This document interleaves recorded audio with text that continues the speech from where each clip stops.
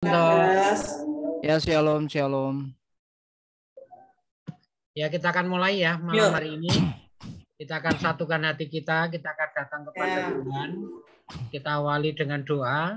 Sebelum nanti saya serahkan kepada Bapak dan Ibu Joko untuk melayani kita dalam pujian. Dan nanti setelah pujian, nanti kita akan persiapan firman Tuhan. Nanti saya serahkan kepada hambanya, Bapak Pendeta Barnabas. Dan selesai firman nanti saya serahkan sepenuhnya kepada Ibu Ana Suharti selaku moderator untuk memandu jalannya diskusi pada malam hari ini. Mari kita akan satukan hati kita akan berdoa. Terima kasih Tuhan, kami sungguh bersyukur kepada umat malam yang indah ini, karena Tuhan masih memberikan waktu dan kesempatan buat kami untuk kami boleh bersama-sama bersekutu bersama melalui virtual ini. Untuk kami boleh merasakan betapa besar kasih anugerah kemurahan yang Tuhan berikan dalam kehidupan kami. Lalu kami ucap syukur karena Tuhan sudah memberkati kami sepanjang hari ini. Dari pagi, siang, dan malam ini kami mengucap syukur karena pertolongan, kekuatan, dan pemeliharaan Tuhan dalam hidup kami. Makasih Tuhan, kami menyerahkan untuk pertemuan malam hari ini. Kiranya Tuhan boleh memberkati melalui pujian, penyembahan kami, akan pemberitaan firman-Mu, juga diskusi tentang kebenaran firman-Mu, agar kami boleh memahami, mengerti setiap kehendak rencana Tuhan dalam hidup kami. Hingga melalui kebenaran firman-Mu, kami semakin diteguhkan, semakin dikuatkan untuk tetap teguh di dalam Engkau. Kami juga menyerahkan untuk rekan-rekan kami yang masih rindu untuk masuk bergabung dengan kami, dimanapun mereka berada, kiranya Tuhan tolong, Tuhan memberkati, berikan kelancaran dalam Zoom malam hari ini, sehingga semuanya boleh hanya untuk hormat kemuliaan bagi nama Tuhan. Terima kasih Bapak, kami siap memulai untuk Zoom malam hari ini dan kami buka di dalam nama berkat Tuhan kami, Yesus Kristus. Haleluya. Amin. Ya, waktu semuanya kami serahkan kepada Ibu Yayu dan Pak Joko untuk melayani kita dalam pujian. Monggo. Shalom. Shalom Bapak Ibu. Shalom. Shalom, shalom. Hari ini kita bisa dipertemukan lewat Zoom. Biarlah lewat pertemuan ini apa yang menjadi kerinduan kita bersama untuk pendalaman Alkitab boleh berjalan dengan lancar. Untuk itu kita akan bersama-sama menyanyikan sebuah pujian dengan berbahasa Jawa. Untuk kemuliaan Tuhan, kita akan angkat tangan semuanya. Tidak bisa terlihat, nggih. Bisa terlihat Anda, Om, ketika kita angkat tangan, Om. Kita akan melambaikan tangan kita semuanya. Halo.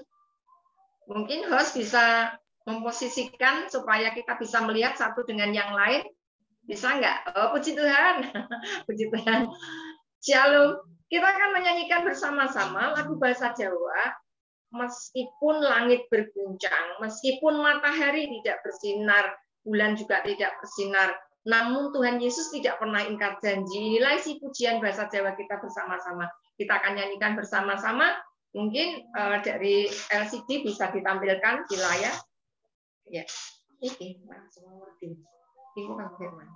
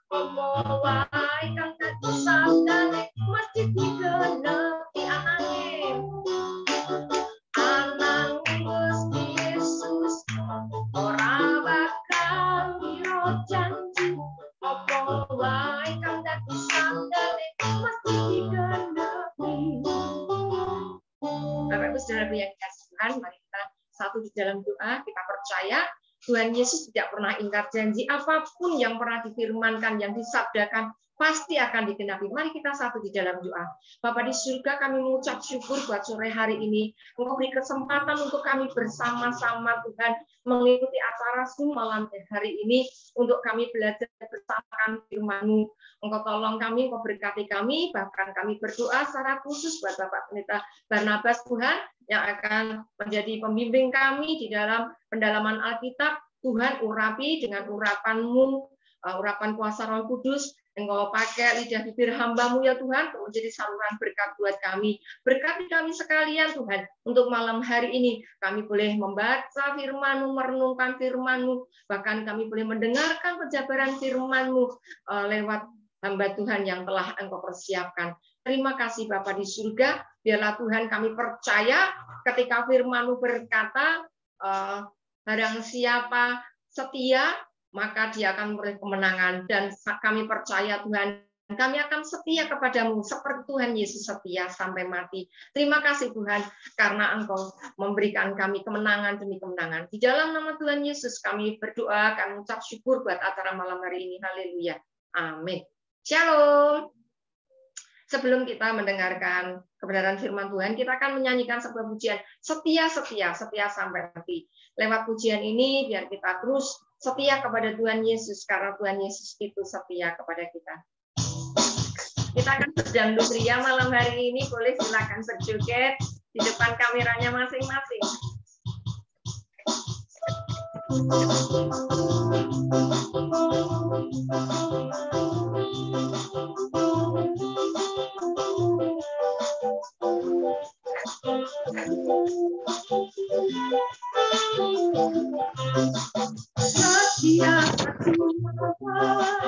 Setia sampai mati, seperti Tuhan Yesus. Setia sampai mati, apakah telah sanggup untuk kasih setianya? Setialah, setia sampai mati. Setia, setialah, setia sampai mati. Tuhan Yesus, setia sampai mati. Apakah telah sanggup untuk kasih setianya? Setia, setialah, setia sampai mati. Setia, setialah, setia sampai mati.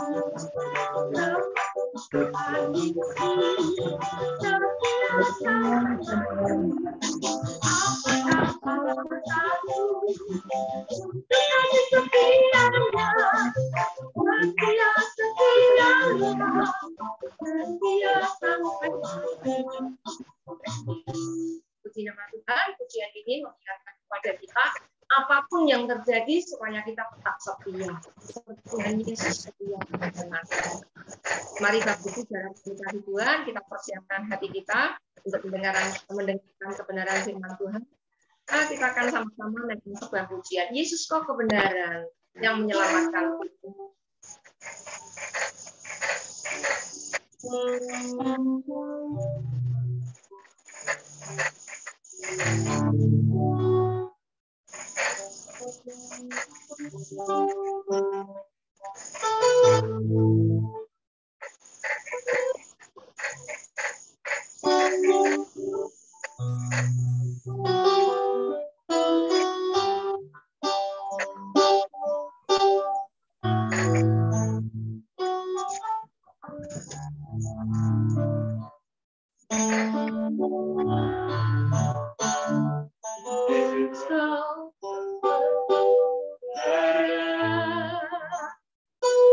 yang menyelamatkanku.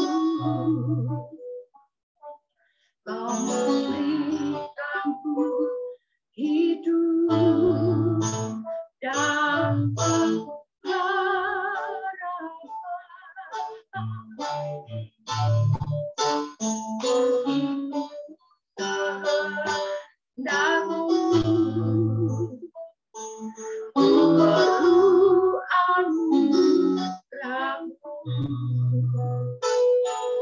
menyatakan janjiku kepadamu.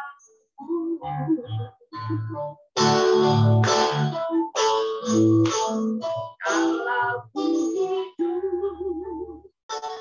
hidup bagimu, hatiku tetap menyembah. Dunia tak bisa menjauhkanmu dari kasih-Mu. Selama ku hidup bagimu, mataku tetap memandang. Dunia tak bisa menjauhkanku dari kasih-Mu. Sekali lagi, Yesus kau kebenaran. Yesus kau kebenaran yang menyelamatkanku, yang memberikanku hidup dan pengharapan.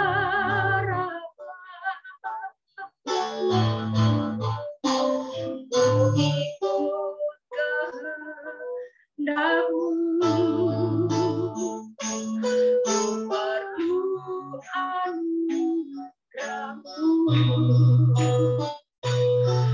Nyatakan janji-Ku kepadaku.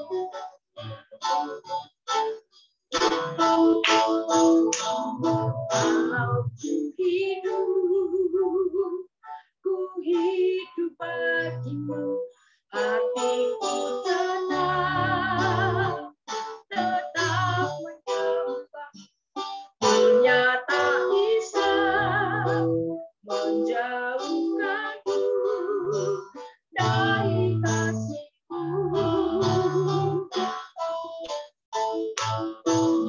Selama ku hidup bagimu, mataku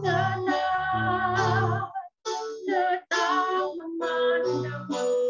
Dunia tak bisa menjauhkanku dari kasih-Mu. Dunia tak bisa. Dunia tak bisa menjauhkanku dari kasih-Mu. Demikian kunyatakan janji Kami kepadamu ya Bapa. Kami percaya ya Tuhan, dunia tak sanggup memisahkan kami dari kasih Engkau, karena kasih Yesus, kasih yang luar biasa, kasih yang dahsyat, kasih yang tidak ada duanya. Kami percaya kasih Yesus yang luar biasa, yang mampu mengubahkan hidup kami, yang mampu mengubah kutuk menjadi berkat, yang mampu mengubah masalah menjadi berkat karena Tuhan memberikan jalan keluar. Bahkan Tuhan, kami percaya firman-Mu ya Tuhan, yang akan memurnikan setiap hati kami, setiap pengiringan kami kepadamu. Biarlah lewat tema malam hari ini ya Tuhan, ada kemurnian hati. Kami rindu setiap kami ya Tuhan, hamba-hamba-Mu Tuhan, memiliki hati yang murni, hati yang tulus di hadapan Tuhan, hati yang murni dan tulus kepada sesama kami. Terima kasih Bapa, biarlah Tuhan firman-Mu malam hari ini Engkau kerjakan lewat Roh Kudus berkarya, memberkati hamba-Mu, Terima kasih Bapa di surga, berkati Bapak Pendeta Barnabas, biarlah Tuhan lewat penyampaian firman Tuhan malam hari ini, mata kami, telinga kami, hati kami, rohani kami Tuhan dibukakan sehingga kami melihat Tuhan kemurnian hati yang sesungguhnya. Terima kasih Bapa di surga, terima kasih Tuhan Yesus, Engkau memberkati setiap kami yang mengikuti Zoom malam hari ini. Di dalam nama Tuhan Yesus, kami berdoa, kami mengucap syukur buat firman Tuhan yang sebentar akan kami pelajari bersama. Terima kasih Bapa. Haleluya, haleluya. Amin. Shalom, terima kasih. Waktu sepenuhnya kami serahkan hambanya. Ya, puji Tuhan. Shalom Bapak Ibu semua. Ya, bisa dengar suara saya? Pak Petrus bisa ya? Bu Hana bisa semua ya? Oke, baik. Dengar, Pak. Ini saya langsung share materi saya, bisa? Bu Hana? Oke, biar diingat dulu, Pak. Ya, baik.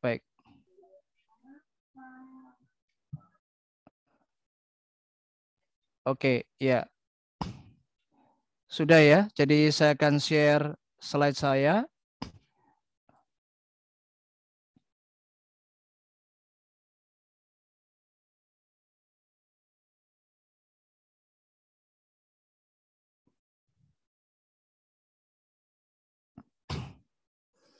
Sebentar Bapak Ibu, saya sedang mempersiapkan slide-nya. Ya. Ya, oke ya.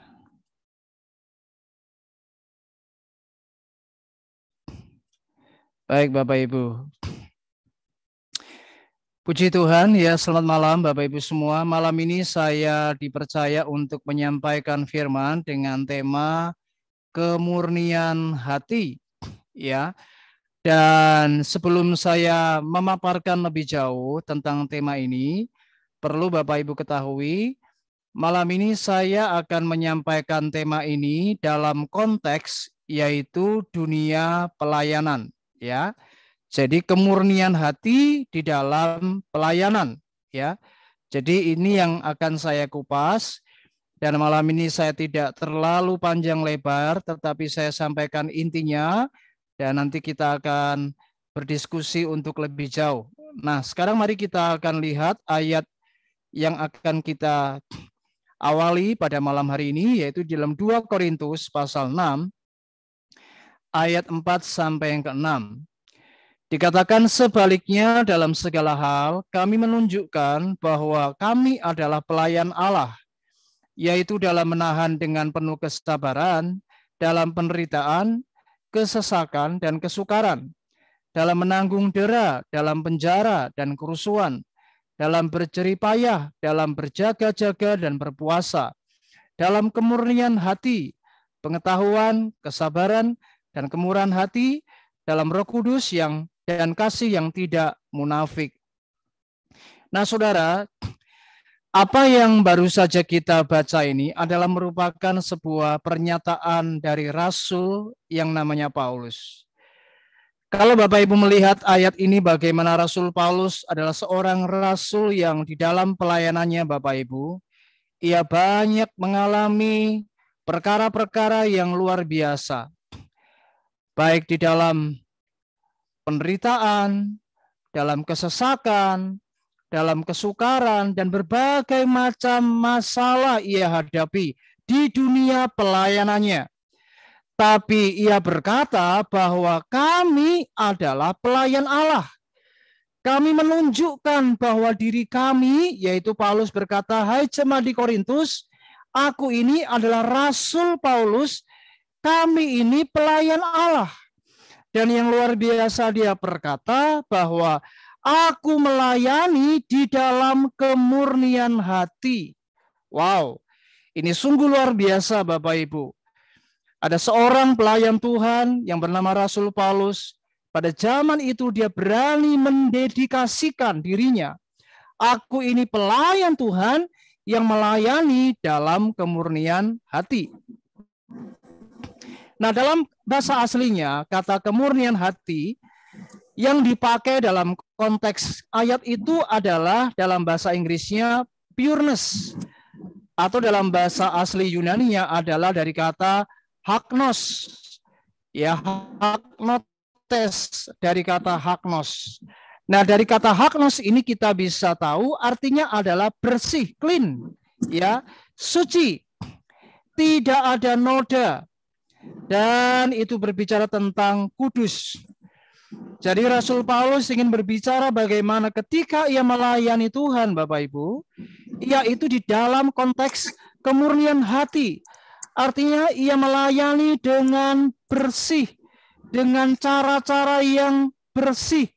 Ya, tidak ada noda di dalamnya. Artinya tidak ada campuran-campuran. Ya, tidak ada muatan-muatan, motivasi-motivasi yang terselubung.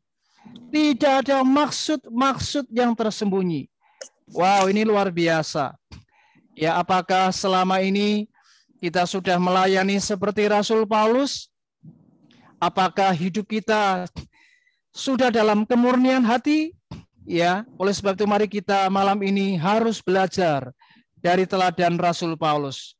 Di dalam pemberitaan Injil, di dalam ia melayani, ketika ia berkhotbah, ketika ia melayani jiwa-jiwa, saudara, ia ini melayani dengan kemurnian hati. Nah, kalau Bapak Ibu melihat gambar yang saya tayangkan ini, saya ingin membawa kita sebentar untuk mengerti tentang pemurnian logam, ya. Kita tahu logam, ya, itu bisa berarti salah satunya juga emas, saudara. Ya, emas batangan itu kalau kita tahu dalam proses pembuatannya, maka dikatakan di sini dicuci dalam larutan kimia khusus untuk meluruhkan logam lainnya sehingga konsentrasi emas murninya mencapai 99,99%. Larutan kimia pertama dikatakan meluruhkan besi dan logam utama yang tercampur ke dalam emas. Larutan yang kedua akan meluruhkan silver atau perak yang terdapat di dalam emas. Hingga akhirnya hanya tersisa, saudara, emas yang murni di dalam bongkahan emas itu. Luar biasa. Jadi ternyata ketika kita melihat proses daripada pemurnian logam atau emas ini, ya, ternyata benar-benar clean, benar-benar bersih. Artinya tidak ada campuran lagi. Tidak ada muatan logam lainnya, saudara, atau campuran-campuran lainnya. Dan benar-benar tidak terkontaminasi lagi. Betul-betul tidak ada sama sekali campuran. Dan itu clean atau bersih. Nah, saudara, demikian juga dalam melayani Tuhan, kita ini harus melayani dengan tanpa ada campuran-campuran, saudara. Itu maksudnya. Ya, jangan melayani dengan ada yang namanya embel-embel. Kalau orang Jawa bilang itu embel-embel. Ya, itu artinya sudah tidak dalam kondisi murni.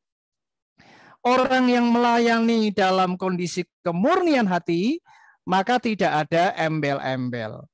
Tidak ada campuran di dalamnya. Dan harus bersih.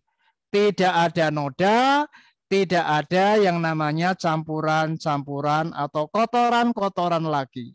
Ya, seperti kalau kita mencuci baju, saudara, kita cuci, maka tidak ada lagi noda di baju itu. Ya, kalau ibu-ibu di sini yang punya kebiasaan mencuci pakai rinso, ya, Anda tahu Bapak Ibu, ibu-ibu kalau nyuci itu nguceknya luar biasa, ya Bu Maria, wuhnya luar biasa, sampai pakaiannya bersih dan betul-betul clean. Wow, tidak ada lagi pakaian itu yang kena kotoran. Nah, itulah gambaran yang namanya haknos tadi, dalam bahasa Yunaninya adalah haknos, yaitu clean. Nah, oleh sebab itu mari kita menjaga hati, Bapak Ibu.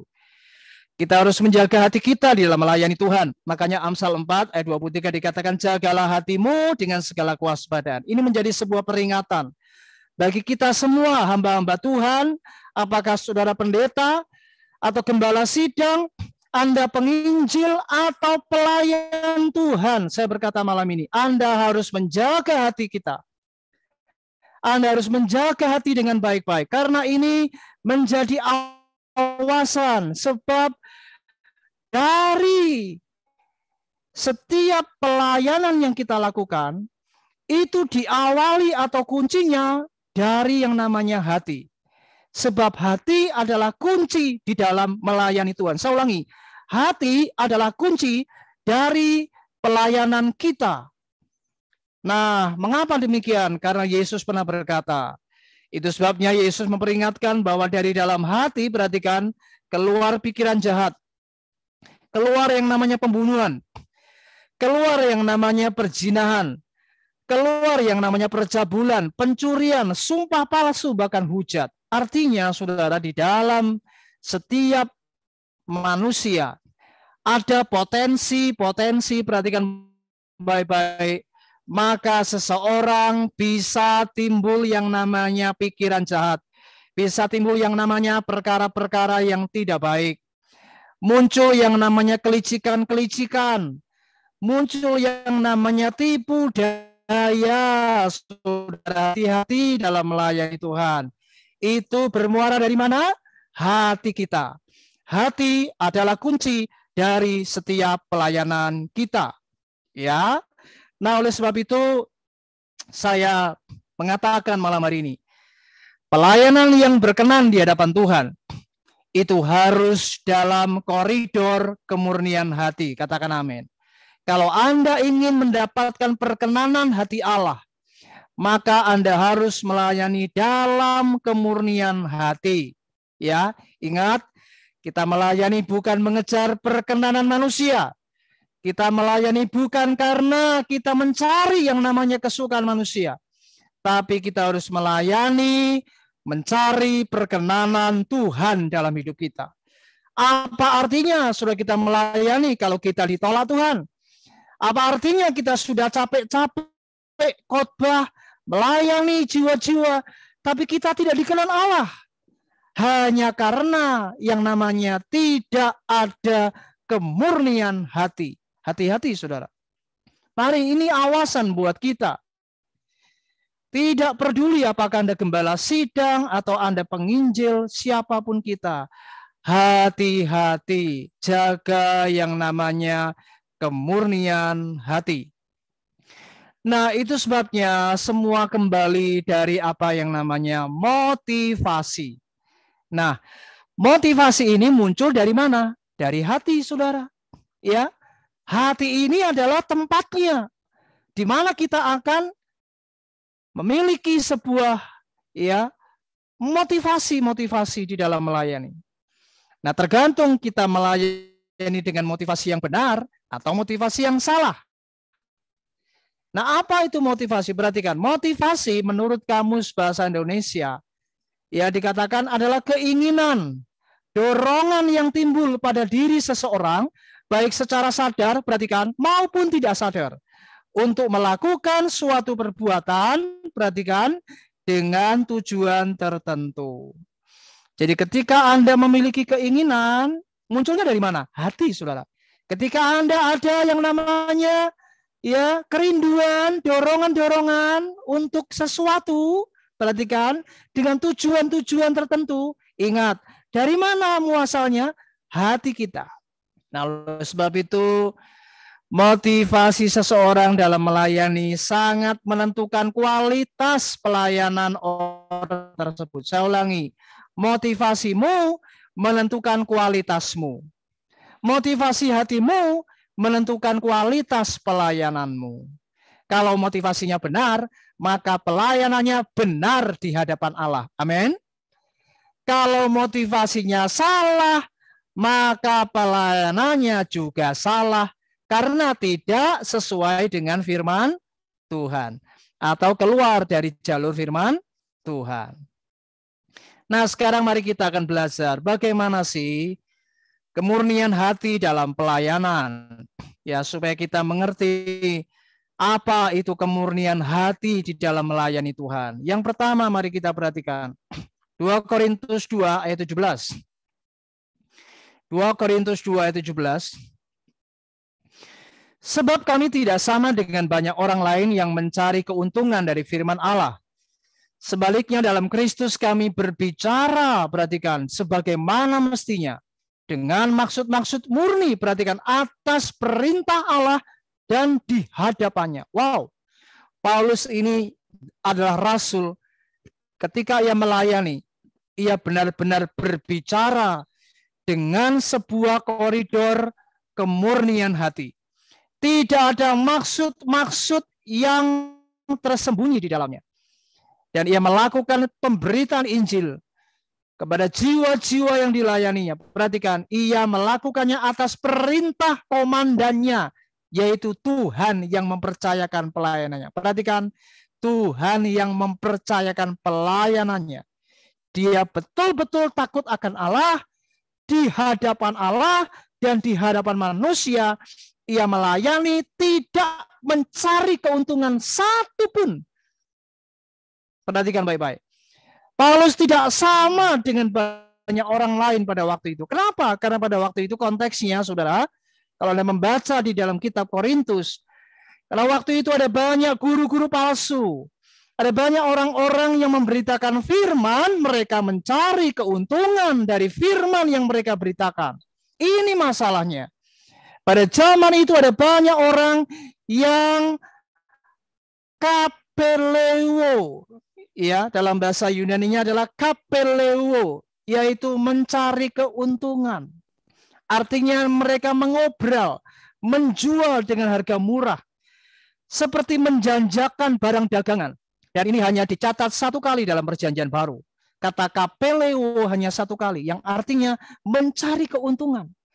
Ya, memperdagangkan sesuatu, dan itu disertai tipu daya, saudara.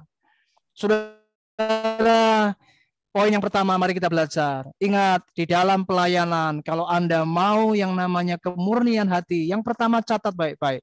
Tidak mencari keuntungan diri sendiri. Artinya tidak ada yang namanya motivasi mendapatkan uang. Saudara, mari belajar dalam melayani Tuhan. Jangan ada satu motivasi hati kita. Fokus kepada apa yang namanya mendapatkan yang namanya materi. Pak, Bu, Anda mungkin bertanya, loh Pak, apakah gembala sidang salah ketika ia melayani dia mendapatkan perpuluhan? Halo.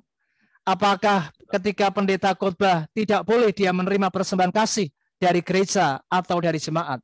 Saudara, saya berkata malam ini, Paulus pernah berkata bahwa tidak boleh memberangus lembu yang sedang mengirik. Betul? Ya, ada ayat yang berkata tidak boleh memberangus lembu yang sedang mengirik. Artinya itu memang sudah menjadi jatah, sudah menjadi hak dari seorang pemberita Injil, pelayan Tuhan. Jadi saya berkata, memang itu wajar. Tetapi yang tidak wajar, perhatikan. Gembala sidang terima perpuluhan boleh? Oh, boleh. Ketika Anda khotbah menerima persembahan kasih boleh? Oh, itu boleh, itu benar. Tidak salah, saudara. Tetapi yang tidak menjadi benar, perhatikan kata-kata saya. Ada beberapa orang yang tidak melayani dengan kemurnian hati. Artinya kelihatannya manis di mulutnya. Kelihatannya luar biasa dalam khotbahnya. Tetapi hati-hati, siapa yang tahu kedalaman hatinya? Ada tipu daya di dalamnya. Ada motivasi-motivasi terselubung yang tidak nampak oleh mata manusia. Tetapi Allah tahu motivasi hatimu. Perhatikan baik-baik. Berapa banyak ketika kita melayani Tuhan, kita tidak memberikan standar yang porsinya layak dan benar di hadapan Allah. Banyak saya melihat hamba-hamba Tuhan karena takut dengan majelis. Maaf, saya berkata jujur saja. Berapa banyak gembala-gembala sidang yang takut dengan majelis. Lalu dia menyampaikan firman dengan disetir oleh majelis. Halo. Berapa banyak? Maaf, saya berkata jujur. Sehingga ketika ia berkhotbah, ketika ia melayani, ia tidak murni lagi. Ia tidak berani bicara yang benar. Ia tidak berani berkata apa yang memang Allah harus katakan. Dan dia berbicara demi keuntungan dirinya sendiri. Maaf, demi yang namanya materi, saudara. Jangan salah saudara, hari-hari ini banyak guru-guru palsu yang tidak nampak oleh mata kita, tetapi nampak oleh mata Allah. Kenapa? Karena ada motivasi yang terselubung.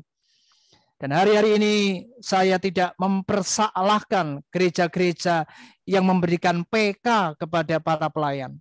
Saya tidak sebut gereja mana, saudara, tapi saya tahu ada beberapa sinode yang memberikan apresiasi kepada WL, kepada singer, ya, pemain musik. Ya, apakah itu salah? Tidak salah. Ingat kata-kata saya ya, tidak salah. Tetapi ketika para pelayan ini lalu motivasinya hanya karena uang, lalu mereka mulai melenceng pelayanannya. Jadi kalau tidak ada uang, tidak ada pelayanan, dan tidak melayani Tuhan, kalau tidak ada fee, tidak lagi bisa melayani di gereja yang lain, dan minta yang namanya persembahan, hati-hati saudara. Ini sebuah awasan, berarti pelayanan kita sudah tidak benar di hadapan Allah. Ketika kita melayani khotbah di sebuah persekutuan, Anda khotbah di gereja, tiba-tiba tidak mendapatkan PK, apa reaksi kita? Jujur di hadapan Allah. Apa reaksi kita? Berapa banyak kita tidak bisa menutupi di mata Tuhan bahwa ketika Anda jengkel, ketika Anda marah, ketika Anda tidak bisa menerima, Anda tidak diberi PK lalu Anda pulang dengan bersungut-sungut, hati-hati, maka itu sudah melanggar apa yang namanya koridor kemurnian hati. Saudara, saya pernah melayani Tuhan, diberi sebuah amplop Pak Petrus. Saya tidak tahu, tiba-tiba di amplop itu tertulis sebuah kertas kecil dan berkata, Pak Pendeta Barnabas, terima kasih buat pelayanannya. Maaf kami tidak bisa memberikan persembahan kasih karena jemaat memang dalam keadaan tidak mampu. Saudara, ketika saya membuka akan amplop itu, jujur, saya tidak marah. Saya tumpangi tangan dan saya berdoa, Tuhan berkati persekutuan ini. Dan besoknya saya ketika dipanggil melayani Tuhan, di persekutuan itu, saya tetap datang kembali, Pak. Halo, berapa banyak kita kalau sudah nggak ada lagi materi, PK, atau uang, lalu kita malas melayani Tuhan di tempat itu, hati-hati. Jadi masih kita melayani hanya karena uang, maka Anda sudah melanggar etika kemurnian hati. Ini penting, mari malam ini jangan melayani demi uang. Karena saya percaya kalau Anda melayani dengan tulus, maka Tuhan bisa berkati kita dengan caranya, dan itu luar biasa. Ya, itu yang pertama. Yang kedua, kita lihat di 1 Tesalonika 2 ayat 5-6. Karena kami tidak pernah bermulut manis, hal itu kamu ketahui. Wow, luar biasa Paulus ya. Dan tidak pernah mempunyai maksud loba yang tersembunyi. Allah adalah saksi, juga tidak pernah kami mencari pujian dari manusia, baik dari kamu maupun dari orang-orang lain. Sekalipun kami dapat berbuat demikian sebagai rasul-rasul Kristus. Paulus berkata, sebagai rasul-rasul Kristus, sebagai hamba-hamba Allah, dia bisa saja berbuat apapun, saudara. Tapi luar biasa Paulus dalam pelayanan menjaga kemurnian hati. Ia tidak memiliki maksud tertentu. Ia menjaga hatinya, ia benar-benar mengawasi hatinya, jangan sampai ia mencari pujian dari manusia. Kata pujian dipakai kata doksa, dan ini ditulis 166 kali di Perjanjian Baru. Itu artinya adalah kehormatan atau pujian. Ingat saudara, jangan melayani mencari pujian. Ini yang kedua. Orang yang melayani dengan kemurnian hati tidak mencari pujian. Hatinya murni, hatinya bersih, hanya untuk menyukakan hati Tuhan. Dia melayani biarlah hanya nama Tuhan yang ditinggikan. Biar nama Tuhan yang diagungkan. Saudara, mari hari ini jaga hati kita. Jangan melayani semata-mata ingin disanjung atau dipuji. Atau kita memang secara sadar ingin menerima yang namanya sanjungan dan kehormatan. Tanpa sadar dalam pelayanan kita, kesaksian kita, maaf saudara, orang yang bersaksi ketika ia melayani Tuhan dalam pelayanan belum tentu itu murni. Saya berkata seperti ini karena ada orang-orang yang kesaksian di mimbar gereja. Pelayanannya ternyata hanya demi mencari pujian, mencari kehormatan dari manusia, agar diberikan yang namanya sanjungan, pujian hebat, pujian yang mengagumkan dari orang-orang dan jemaat yang dilayaninya. Hati-hati Bapak Ibu, termasuk gembala sidang, hati-hati Anda adalah orang yang berada di mimbar setiap hari Minggu. Hati-hati ketika Anda khotbah, jangan sampai mencuri yang namanya kemuliaan Allah. Hati-hati jangan sampai kita mencuri yang namanya kemuliaan daripada Tuhan ini. Sehingga kita hanya sekedar mencari yang namanya kehormatan manusia. Makanya Yesus pernah berkata, siapa yang mencari kehormatan, itu dibenci oleh Tuhan. Tuhan mau kita rendah hati, saudara. Tuhan mau kita harus benar-benar biar nama Tuhan yang ditinggikan. Ya. Yang ketiga, yang terakhir. 2 Korintus 6 ayat 9. Dikatakan sebagai orang yang tidak dikenal, perhatikan, namun terkenal. Sebagai orang yang nyaris mati dan sungguh kami hidup. Sebagai orang yang dihajar, namun tidak mati. Paulus menyampaikan ini di dalam sebuah pembicaraan bagaimana sebetulnya Paulus adalah rasul yang tidak dikenal. Kata tidak dikenal ini dipakai kata agnoeo, ya, agnoeo. Ditulis 22 kali di Perjanjian Baru, yang artinya tiada dikenal, tidak dimengerti. Paulus memang dia berbicara jujur kepada jemaat di Korintus. Kami adalah hamba-hamba Tuhan yang sebetulnya tidak dikenal dunia. Kami memang tidak terkenal. Kami memang tidak banyak dimengerti oleh orang-orang dunia. Tetapi Paulus bangga sekalipun tidak dikenal, namun kami terkenal. Artinya Paulus lebih suka mencari yang namanya bagaimana Tuhan mengenal dirinya. Paulus sekalipun tidak dikenal, namun ia bangga dikenal oleh Tuhan. Hati-hati Bapak Ibu. Ini yang penting. Lebih baik kita dikenal Tuhan daripada kita terkenal hanya mencari pujian manusia, tapi nanti kita ditolak Tuhan. Ya. Makanya hari ini belajar jaga hati kita. Yang ketiga adalah mari jangan mencari yang namanya popularitas. Hati-hati, kalau Anda melayani di dalam kemurnian hati, jangan mencari popularitas. Saudara, motivasi melayani Tuhan harus tulus, harus benar, harus bersih, harus clean, harus tiada noda. Artinya jangan mencari nama, jangan ada ambisi sebuah popularitas, bukan untuk mencari keterkenalan diri kita. Ya, hari ini di dunia yang sudah makin maju, gadget kita tahu sekarang kita melayani dengan Zoom, saudara. Kita melayani dengan YouTube, ya. Hari ini gereja, ya, streaming pakai YouTube. Ada orang yang khotbah bikin channel-channel YouTube, ya. Termasuk saya pribadi, saya juga bikin channel YouTube saya, saudara, untuk menyampaikan firman Tuhan setiap pagi. Namun jujur, saya tidak mau mencari yang namanya popularitas. Saya mau di-like atau tidak di-subscribe, tidak peduli. Saya adalah hamba Tuhan yang melayani, menyampaikan firman setiap pagi. Karena jujur, saya sudah komitmen dengan Tuhan.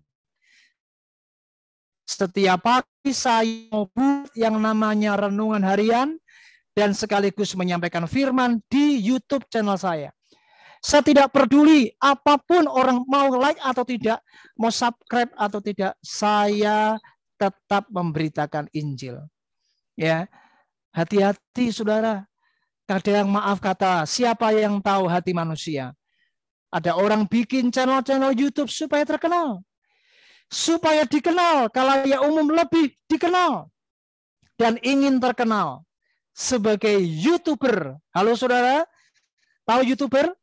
YouTuber itu kalau sudah dapat uang itu katanya banyak loh saudara. Ya, tapi hati-hati jangan karena mencari kesenangan duniawi. Mari jadilah hamba Tuhan yang murni, melayani dengan kemurnian hati, tanpa mencari popularitas, tanpa mencari yang namanya ujung-ujungnya adalah uang, dan tidak mencari pujian dari manusia. 3 hal ini saya berdoa kiranya menjadi dasar di dalam pelayanan kita sebagai hamba-hamba Tuhan, sebagai pelayan-pelayan Tuhan, ya, diakonos-diakonosnya Allah. Mari kita melayani dengan integritas, dengan menjaga yang namanya hati kita, yaitu kemurnian hati. Oleh sebab itu saya tutup dengan sebuah kata, saudara. Perhatikan kata-kata ini, saudara, penting bagi semua pelayan Tuhan. Tolong perhatikan kata-kata ini. Dedikasi yang tinggi berawal dari motivasi yang murni. Saya ulangi, dedikasi yang tinggi berawal dari motivasi yang murni. Amin. Kalau motivasi Anda murni, maka Anda akan jadi pelayan Tuhan yang berdedikasi tinggi. Anda akan menjaga dedikasimu karena Anda adalah pelayan Tuhan, Anda adalah dulos-dulosnya Allah, Anda adalah utusan-utusan Tuhan yang dipercaya di dalam pelayanan oleh Tuhan, dan Anda menjaga dedikasi kita di hadapan Tuhan dan di hadapan manusia, karena kita menjaga hati kita dengan motivasi yang benar, yang murni, bersih, tiada noda, dan kudus di hadapan Tuhan. Puji Tuhan, mari kita akan berdoa. Mari kita akan sejenak tutup mata. Selanjutnya saya serahkan kepada Ibu Hana. Bapak, terima kasih biar malam hari ini firman-Mu memberikan kami pencerahan, supaya hidup kami ada di dalam terang-Mu, hidup kami ada di dalam koridor firman-Mu, agar kami melayani kembali back to the Bible, kembali seturut firman-Mu, agar tidak ada hal-hal yang mencuri kemuliaan Allah, agar tidak ada hal-hal yang mencuri perhatian kami, kecuali kami ingin supaya setiap manusia, setiap jemaat yang kami layani meninggikan Kristus, memuliakan Allah, dan kami melayani atas kehendak Allah. Kami melayani bukan mencari keuntungan, tapi kami mencari perkenanan Tuhan. Kami melayani bukan mencari pujian, tapi kami melayani karena kami ingin meninggikan dan memuliakan nama Kristus. Terima kasih Bapak. Di dalam berkat nama Yesus, berkati hamba-hamba Tuhan, jemaat-jemaat yang malam ini hadir. Tuhan berkati semuanya. Haleluya, mari katakan amin. Amin. Puji Tuhan, saya serahkan kepada Ibu Hana. Salam, selamat malam. Sekarang kita masuk ke dalam sisi tanya jawab. Kami persiapkan Bapak Ibu untuk bertanya atau mempersiapkan pertanyaan kepada Bapak Barnabas. Silakan. Silakan. Mari siapa yang mau bertanya? Yang mau bertanya. Saya harap penjelasan tadi sudah lengkap ya, atau mungkin mau ditanyakan ada kasus-kasus tertentu atau mungkin ada yang belum dipahami, silakan. Silakan.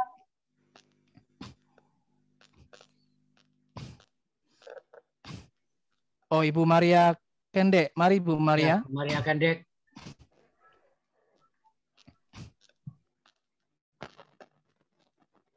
Mari Bu, silakan dibuka Bu. Mic-nya, mari Bu Maria Kendek, silakan.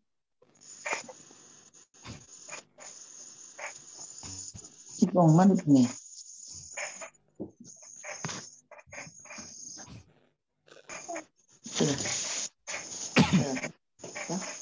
Ya. Halo, shalom. Shalom. Ya, selamat malam dan malam. Berjumpa kembali dalam penilaian Alkitab atau pendalaan Alkitab, dan terima kasih alasannya dari Bapak Pendeta Barnabas yang begitu sudah menjelaskan dengan mendetail dan kiranya yaitu apa yang sudah dijelaskan kita boleh dapat mengerti dan memahami dan tinggal pelaksanaannya dalam setiap pelayanan kita di masing-masing di mana kita melayani yang Tuhan percayakan. Di sini yang saya tanyakan yaitu bagaimana sikap seorang pelayan kalau yaitu hatinya itu tidak murni dalam hal yaitu masih ada sampah atau ada kotoran di dalam hatinya. Karena sampah itu yaitu berbicara yaitu di dalam Galatia 5 ayat 19 sampai 23. Karena saya pikir itu nanti yang bisa menghambat di dalam dia melayani, akibatnya tidak ada yaitu keseriusan dan yaitu jangan sampai tidak berkenan di hadapan Tuhan. Karena di dalam yang tadi Pak Pendeta sudah katakan bahwa kita melayani harus dengan ketulusan hati. Jadi tidak ada campur-campur lah. Tidak ada hal-hal yang bisa mengganggu di dalam hati kita. Nah sekarang kita melihat buktinya banyak entah itu hamba-hamba Tuhan, pelayan-pelayan Tuhan di masing-masing gereja, mereka sepertinya melayani itu ya mungkin hanya sebagai yaitu kebiasaan. Kebiasaan saja artinya yaitu mereka menuruti jadwal yang ada. Sedangkan itu mereka pun harus mengambil waktu yang baik sebelum mereka melayani. Entah itu mengambil di dalam doa puasa ataupun di dalam doa sebelum melayani seperti ada doa biston dan itu pergumulan pribadinya. Karena seorang pelayan entah itu firman maupun pelayan yaitu WL, worship leader, dan juga yaitu pembawa kolektan itu seharusnya harus mengambil satu komitmen untuk berdoa secara bersama-sama agar yaitu di dalam suasana ibadah yaitu bisa kita mengundang hadirat Tuhan. Itu yang saya tanyakan, apakah bisa yaitu seorang pelayan Tuhan bisa melayani kalau di dalam hatinya itu masih ada sampah. Ya. Nah, itu sampah yang tadi kotor, Pak. Ya, baik. Saya jawab ya Bu Maria Kendek. Dalam konteks Galatia 5 tadi, ya Paulus berbicara tentang apa yang namanya perbuatan daging, ya. Dan itu tentu berlawanan dengan apa yang namanya perbuatan yang di dalam roh atau yang di dalam pimpinan roh. Nah, sebagai pelayan Tuhan, tentu kita tidak boleh melayani dalam kedagingan.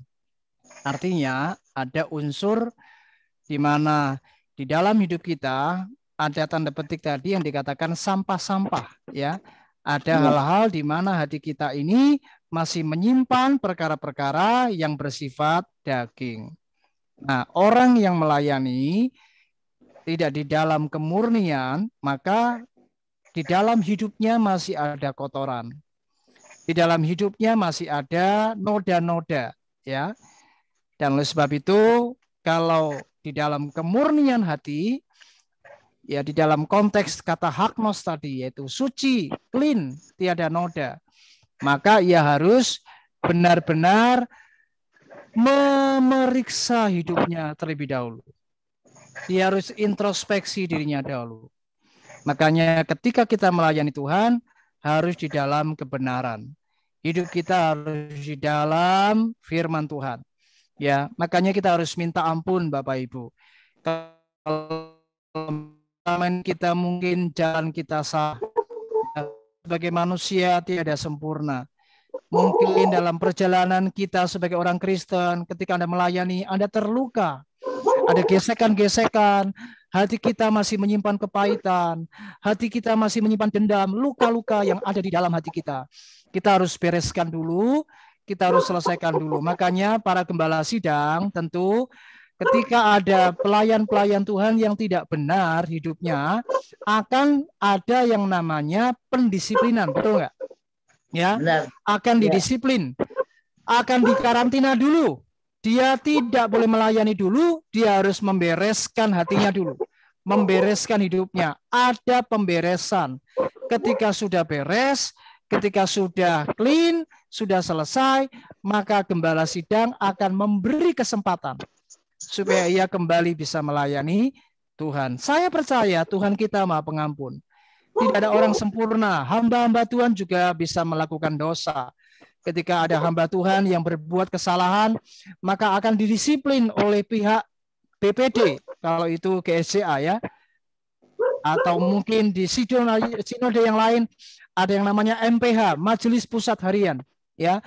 Maka gembala itu akan didisiplin, tidak boleh melayani dulu, atau mungkin kalau memang tidak bisa ditoleransi lagi, maka ia akan dikeluarkan dari sinode tersebut. Ini sebuah konsekuensi supaya kita di dalam melayani Tuhan harus benar-benar menjaga di dalam pelayanan kita agar tetap di dalam kemurnian. Ya, jadi kira-kira itu Bu Maria Kendek. Jadi harus ada pembersihan dulu, pemberesan dulu. Kita harus berurusan dengan Tuhan, kita harus minta ampun, kita harus berinteraksi dengan Tuhan. Ya, supaya kita ini ya disucikan, dibenarkan, dikuduskan, dan semuanya harus selesai. Jika ada permusuhan, pertikaian harus dibereskan. Baru kita bisa melayani dan hati kita sudah layak dan benar di hadapan Tuhan. Puji Tuhan itu Bu Maria. Ya, mungkin saya bisa tambah sedikit lagi. Nah, baik. Bagaimana Pak Pendeta kalau kita kan tidak tahu hati manusia, benar. Hati seseorang. Ya, kalau mungkin ya apa namanya kita menganggap dia itu sudah tidak punya masalah, dia tidak sudah murni. Tetapi pada saat dia melayani, ya kita berikan waktu karena itu tugas dan tanggung jawabnya. Ya. Itu yang saya katakan, kita kan tidak tahu hati seseorang. Ya. Bagaimana Pak kita mau yaitu suruh introspeksi dirinya kalau yaitu dia tidak ada keterbukaan dengan kita. Jadi mungkin yaitu dia harus mungkin sebelum dia melayani mungkin ada informasi atau ada komunikasi dengan kita bilang mungkin saya belum sempat bisa melayani. Nah, di situ baru mungkin kita bertanya apa sebabnya, alasannya apa, dan nanti mungkin mereka sampaikan. Nah, oh iya ini saya mungkin tadi malam ada konflik dengan suami. Contoh seperti itu, atau mungkin ada tadi baku maki-maki dengan tetangga. Nah, itu yang baru kita mungkin bisa, yaitu bukan menghentikan seterusnya, tidak. Artinya kita yaitu bisa menggantikan posisi dia sementara waktu. Nah, gitu. Jadi, oleh sebab itu gini Bu Maria, jadi pengajaran di dalam kita sebagai gembala, ya makanya para gembala ini penting. Tugas kita adalah memberikan yang namanya edukasi atau pendidikan. Ya, pengajaran harus disampaikan di mimbar. Makanya para gembala harus bisa mengajar jemaat, harus bisa memberikan pengajaran tentang apa yang namanya di dunia pelayanan. Ya, salah satunya kemurnian hati. Saya percaya kalau ini pengajaran disampaikan di mimbar dan Anda menyampaikan dengan jelas, dengan bahasa yang bisa dimengerti, dengan contoh-contoh yang jelas, saya yakin jemaat akan menangkap dan kita berharap tentu setiap mereka akan melayani dalam kemurnian hati. Sekarang masalahnya Bu Maria, kalau kita memang tidak tahu hati setiap manusia, ketika ia melayani di mimbar tapi ia nggak beres, maka itu urusan dia dengan Tuhan, bukan urusan gembala sidang lagi. Kita sudah memberikan pengajaran, kita sudah memberikan yang namanya tuntunan, bimbingan, arahan. Tetapi ketika ia melayani tidak dalam koridor kemurnian hati, ya itu urusan dia dengan Tuhan. Ya, kita tidak bisa mencegah. Sebab yang menilai pelayanan bukan kita. Perhatikan baik-baik. Yang menilai pelayanan Tuhan. Kita nggak bisa memberikan penilaian secara sempurna. Perhatikan, karena mata kita ini terbatas. Mata kita tidak bisa melihat kedalaman hati seseorang. Siapa yang tahu kalau orang itu punya motivasi mencari pujian? Siapa yang tahu kalau orang itu ingin mencari yang namanya kehormatan? Tidak ada yang tahu, nobody know. Hanya God know, hanya Tuhan yang tahu. Dan biar itu yang akan menjadi urusan dia dengan Tuhan. Yang penting kita sebagai hamba Allah, kita tetap ada di jalur yang benar. Memberikan pengajaran yang di dalam track yang benar. Tugas kita melayani dengan cara yang benar, hati yang benar, dan semuanya pasti akan diperkenan oleh Tuhan. Amin. Amin. Itu yang bisa saya bagikan. Ya. Mari silakan, siapa lagi yang bertanya? Siapa yang mau bertanya? Oh iya, Pak Filipus. Pak Filipus, Pak Pendeta. Silakan, Mari Pak Pak Filipus. Ya, saya ingin bertanya, Pak. Ya, Shalom. dalam pelayanan kami, Pak, itu Ya. karena ada di desa terlalu kuat, sehingga sering jemaat itu minta untuk menggeser jam ibadah. Biasanya jam 7 pagi, tapi satu saat minta yang kan hanya untuk masalah di kampung itu, karena ada di tempat kami di desa, Pak, itu masih kuat. Bagaimana dengan sering menggeser jam itu? Gimana, Pak? Kalau tidak digeser itu nanti apa? Mereka tuh nanti kurang konsentrasi di dalam ibadah. Nah, jadi saya itu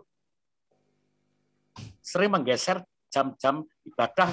Pernah itu di siang hari, pernah juga sore hari. Terima kasih, Pak. Sekian, Tuhan Yesus memberkati. Baik. Ya, saya menyadari Pak Pendeta Filipus, ya, dalam melayani Tuhan memang dibutuhkan yang namanya kesabaran dan juga dibutuhkan yang namanya hikmat, ya.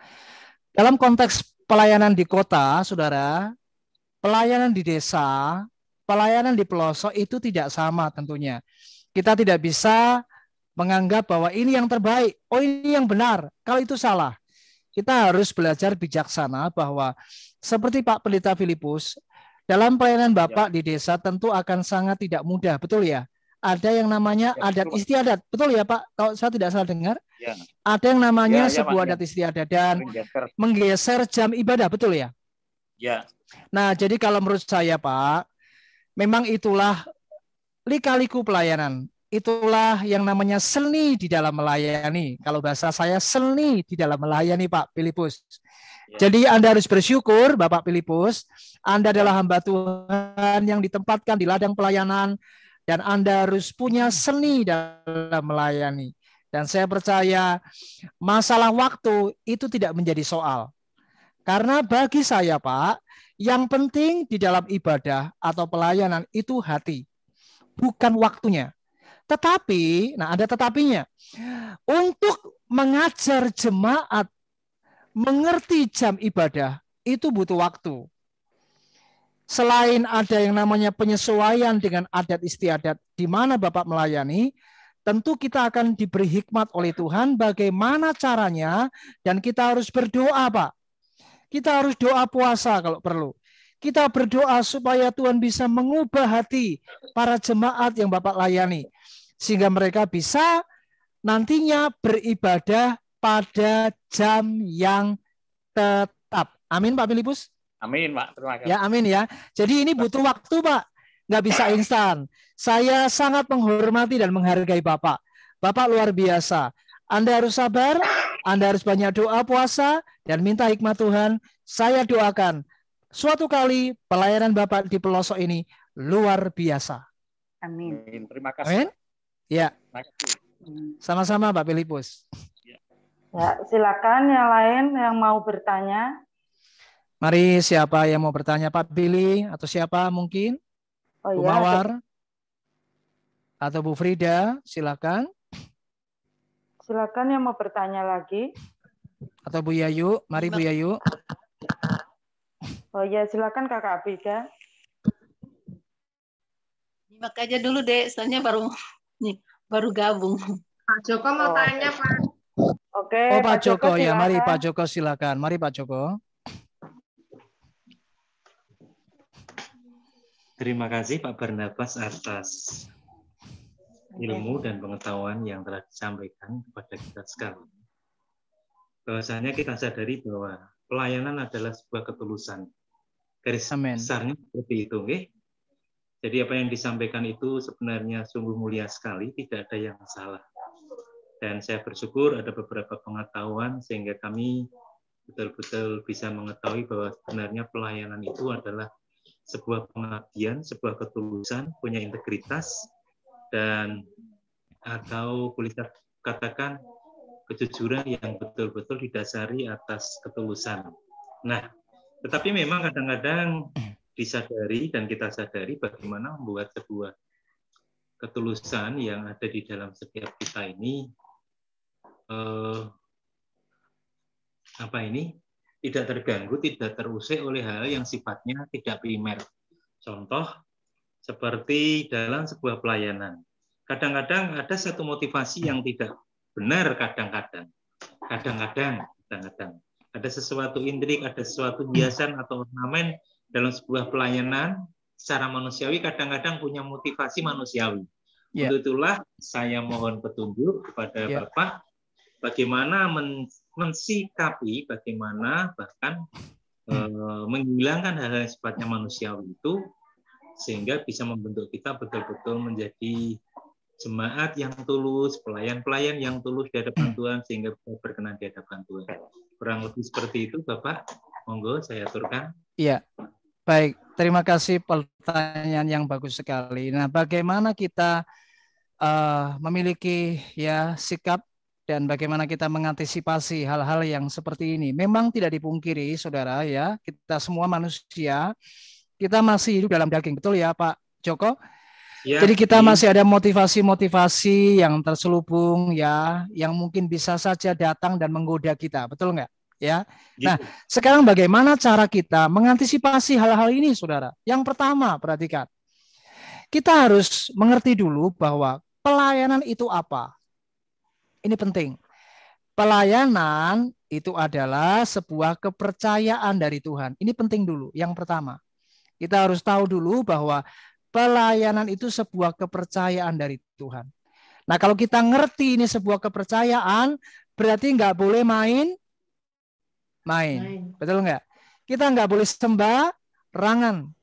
Pelayanan sebuah kehormatan. Ingat, pelayanan sebuah kepercayaan. Ya.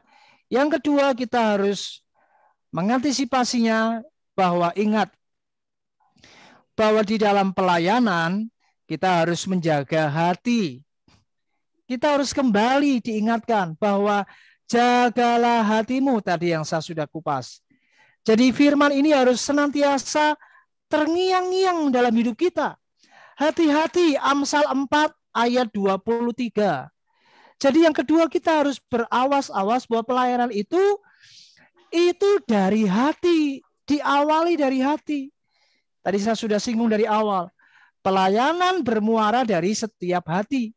Maka kalau kita selalu ingat bahwa pelayanan adalah sebuah kepercayaan dari Tuhan dan pelayanan itu berawal dari hati, ya artinya setiap pelayanan yang kita kerjakan itu tidak bisa terlepas dari hati. Ya, kalau kita tidak punya hati yang mengasihi Tuhan, kita tidak mungkin melayani, betul nggak? Kalau Anda tidak punya hati yang mengasihi Allah, apa bisa melayani Tuhan? Nggak bisa. Orang yang melayani Tuhan dimulai dari hati dulu. Yaitu apa? Melayani karena dia mengasihi Tuhan. Tapi bukan sekedar mengasihi Tuhan, tapi harus tahu hati ini harus dijaga.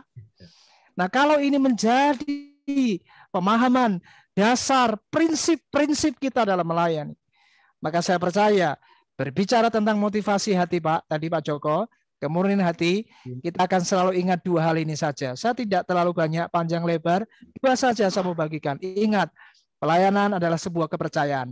Pelayanan selalu diawali dari hati.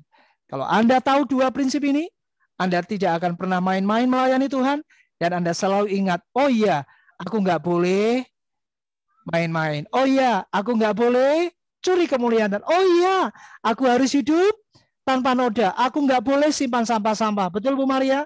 Aku nggak boleh main-main.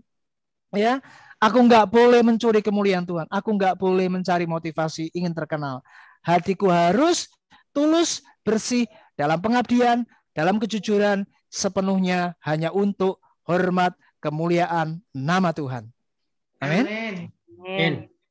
Itu Pak Joko, dua saja saya mau bagikan. Caranya menyikapinya dua tadi. Ya, ingat, pelayanan sebuah kehormatan, kepercayaan Tuhan. Yang kedua, pelayanan itu dari hati. Makanya hati-hati. Oke. Puji Tuhan. Pak Joko sudah puas? Puas, Pak. Ya, siap. Terima kasih, puas. Oke. Terima kasih. Ya, yang lain siapa yang mau bertanya? Silakan. Ya, Bu Maria kembali. Ya, silakan Bu Maria. Mari Bu Maria.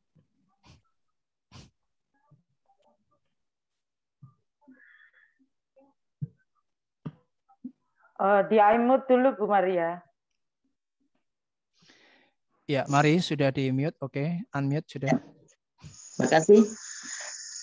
Di hari-hari ini banyak hal-hal yang kita temui di dalam yaitu pelayanan kita maupun di dalam kepercayaan-kepercayaan yang dipercayakan bagi kita di pelayanan apapun bentuknya, entah itu kerukunan ataupun yaitu organisasi lain yang kita mungkin dipercayakan untuk dalam persekutuan.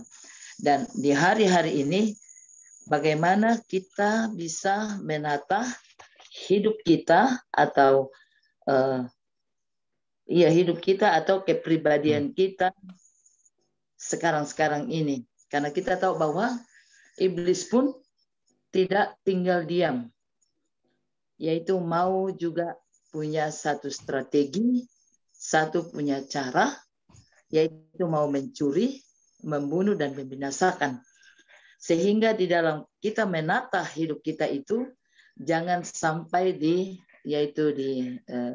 porandak-randakan oleh iblis, ataupun yaitu sempat nanti iblis bisa mencuri hal-hal yang menjadi hak Tuhan dalam hidup kita. Dan oleh sebab itu saya minta penjelasannya dari Bapak Pendeta. Iya, bagaimana Bu? Menata diri kita di hari-hari ini yang terbaik bagi Tuhan itu bagaimana?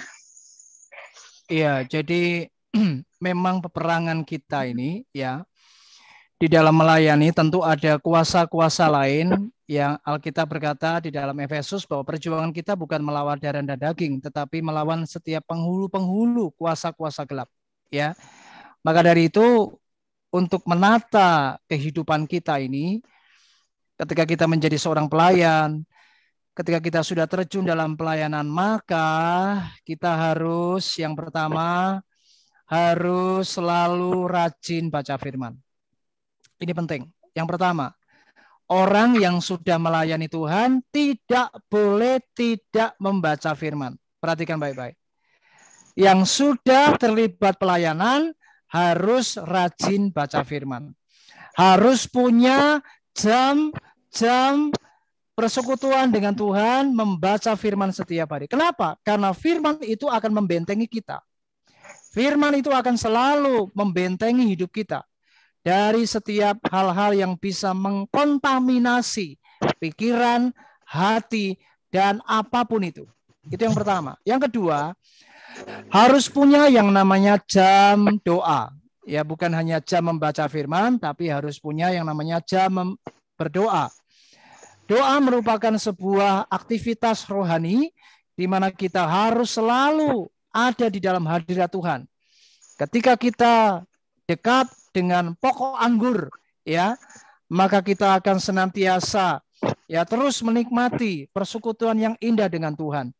Dan itu yang akan membentengi kita dari perkara-perkara yang akan ya merusak, merongrong hidup kita.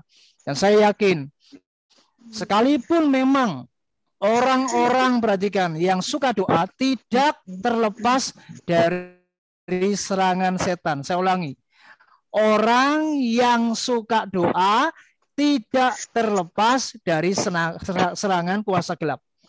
Tetapi kalau kita kuat berdoa, maka setan tidak akan pernah menggeser kita. Katakan amin. Setan tidak akan pernah mampu ya menggoda kita. Ya, karena kalau kita suka berdoa, maka kita akan senantiasa dijaga, ya. Dan yang ketiga, bukan saja membaca firman, bukan saja ada aktivitas doa, tetapi untuk menata diri kita agar kita dijauhkan dari segala godaan dan dari segala tipu daya iblis, ya.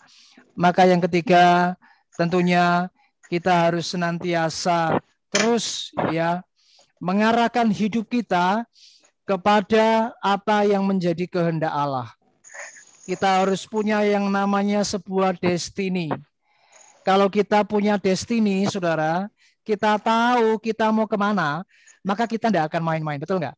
Orang yang tahu destiny, dia akan fokus, dia akan menata hidupnya dengan baik, karena dia ngerti arahnya mau kemana. Makanya Paulus itu orang yang selalu menjaga dirinya. Coba kita buka yuk di dalam 1 Korintus 9. Coba kita lihat. 1 Korintus 9 ayat yang ke-26, 27. Ya, mari kita lihat Bu Maria. Di dalam 1 Korintus 9 ayat 26, 27 saya akan bacakan ya. Sebab itu aku tidak berlari tanpa tujuan dan aku bukan petinju yang sembarangan saja memukul. Tetapi aku melatih tubuhku dan menguasainya seluruhnya supaya sesudah memberitakan Injil kepada orang lain jangan aku sendiri ditolak Tuhan. Jadi ada yang namanya penguasaan diri. Dia betul-betul menjaga hidupnya, ya, karena ia tahu kemana ia akan pergi, kemana ia akan berlabuh, yaitu dia mencapai yang namanya kekekalan, mahkota yang abadi. Ya, dikatakan di ayat yang sebelumnya, kalau mereka bertanding mencapai yang namanya mahkota yang fana, tetapi kita bertanding di dalam pertandingan rohani, mencapai yang namanya mahkota yang abadi, ayat 25. Ya, jadi orang yang punya destiny, dia akan menjaga dirinya dengan baik. Jadi ingat ya, harus punya jam-jam doa, harus punya jam-jam baca firman, tapi harus punya yang namanya destiny. Orang yang punya destiny, dia tidak akan main-main. Dia akan tracknya di jalan yang benar karena tahu kemana ia akan pergi, akan mengakhirinya. Pertandingan iman itu akan diselesaikan dengan baik dan tidak akan ia melenceng atau menyimpang tergoda oleh apa yang iblis tawarkan. Saya yakin Yesus ketika ia tahu destininya, dia bahwa harus mencapai yang namanya Golgota. Yesus datang ke muka bumi ini, dia sudah tahu. Dia akan mati di salib.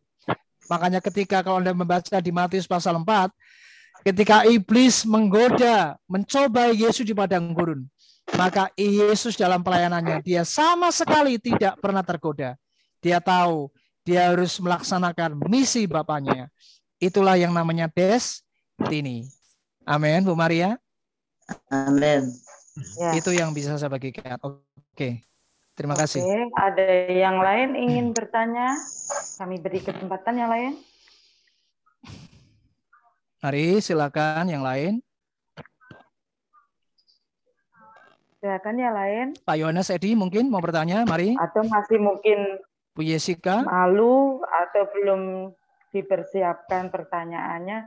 Kita kasih atau waktu. Siapa nih, Pak Bu Ripkah Sri Suharti? Ya.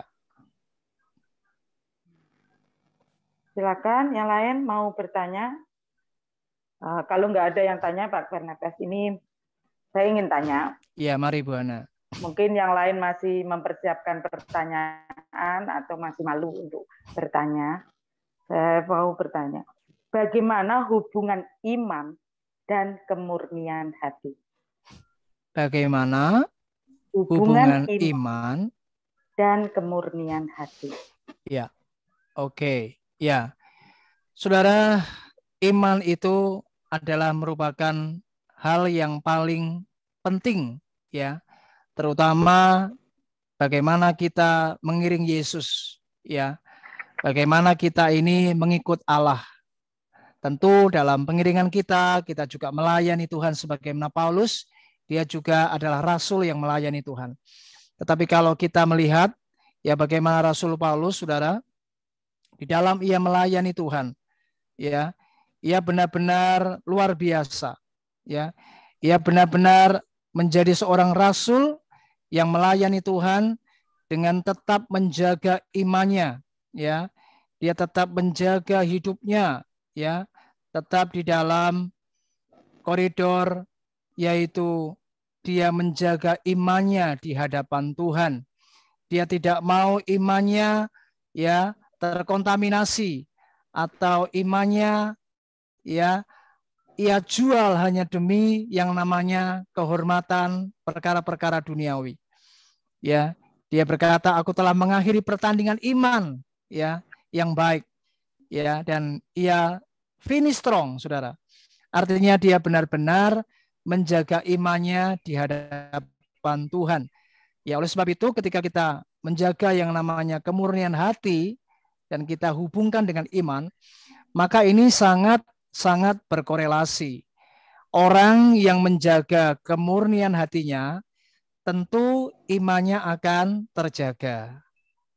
Saya ulangi, orang yang menjaga kemurnian hatinya, imannya akan terjaga. Tetapi orang yang melayani Tuhan tidak dalam kemurnian hati, imannya sudah tidak akan layak atau tidak benar di hadapan Tuhan. Mengapa? Karena ia sudah memiliki perkara-perkara yang tidak dikenan Tuhan. Ya, tidak berada di dalam dasar kebenaran. Orang yang memiliki iman, dia akan melakukan perkara-perkara di dalam kebenaran. Ya, tidak akan menyimpang dari jalur Tuhan. Itu orang yang punya iman. Ya, jadi sekalipun mungkin dia mengalami kekurangan misalnya, dia mengalami yang namanya keadaan yang krisis. Ingat Paulus, dia menjaga imannya. Dia tidak mau hatinya tidak murni di hadapan Allah. Makanya dia berkata, aku telah mengakhiri pertandingan iman yang baik. Kenapa? Dia benar-benar menjaga hatinya. Kemurniannya ia jaga. Makanya imannya juga akan benar di hadapan Tuhan.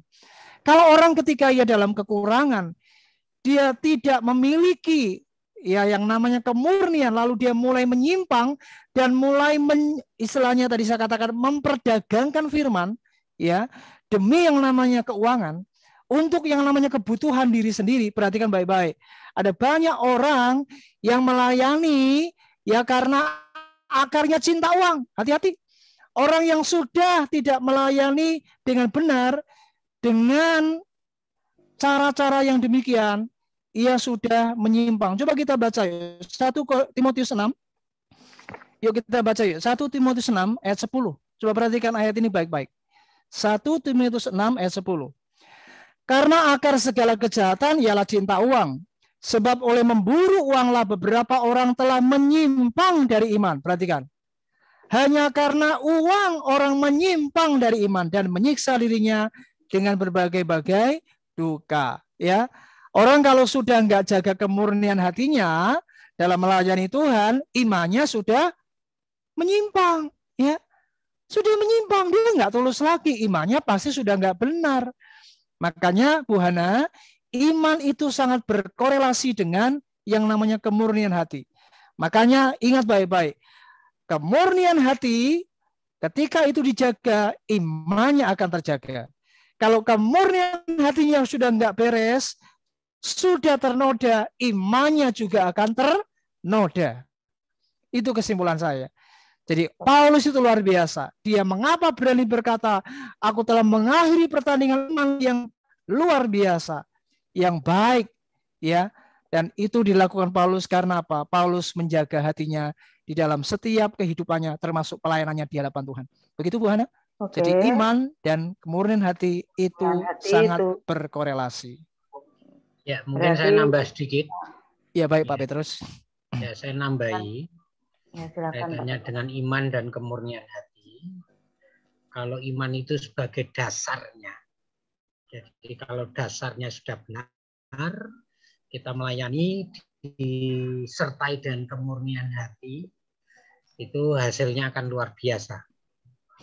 Ya, tetapi kalau pelayanan dasarnya sudah nggak benar dulu, motivasinya sudah nggak benar dulu, itu jelas hatinya juga sudah tidak benar.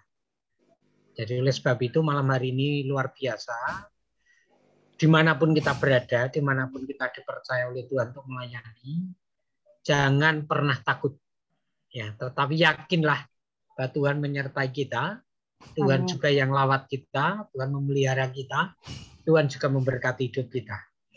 Ya, jadi Pak Pendeta Filipus Rukamto, sama Pak, saya juga di desa. Ya, tapi kita yakin Pak, meskipun di desa, tetapi Tuhan mempercayakan hidup kita untuk melayani. Amin, amin, amin. Karena Tuhanlah sumber segalanya. Jadi kita jangan pernah kendor. Yang penting motivasi benar, dasar benar, disertai dengan kemurnian hati, hasilnya luar biasa. Amin, ya, amin. Terima kasih. Oke, saya beri kesempatan untuk yang lain. Ada yang mau bertanya?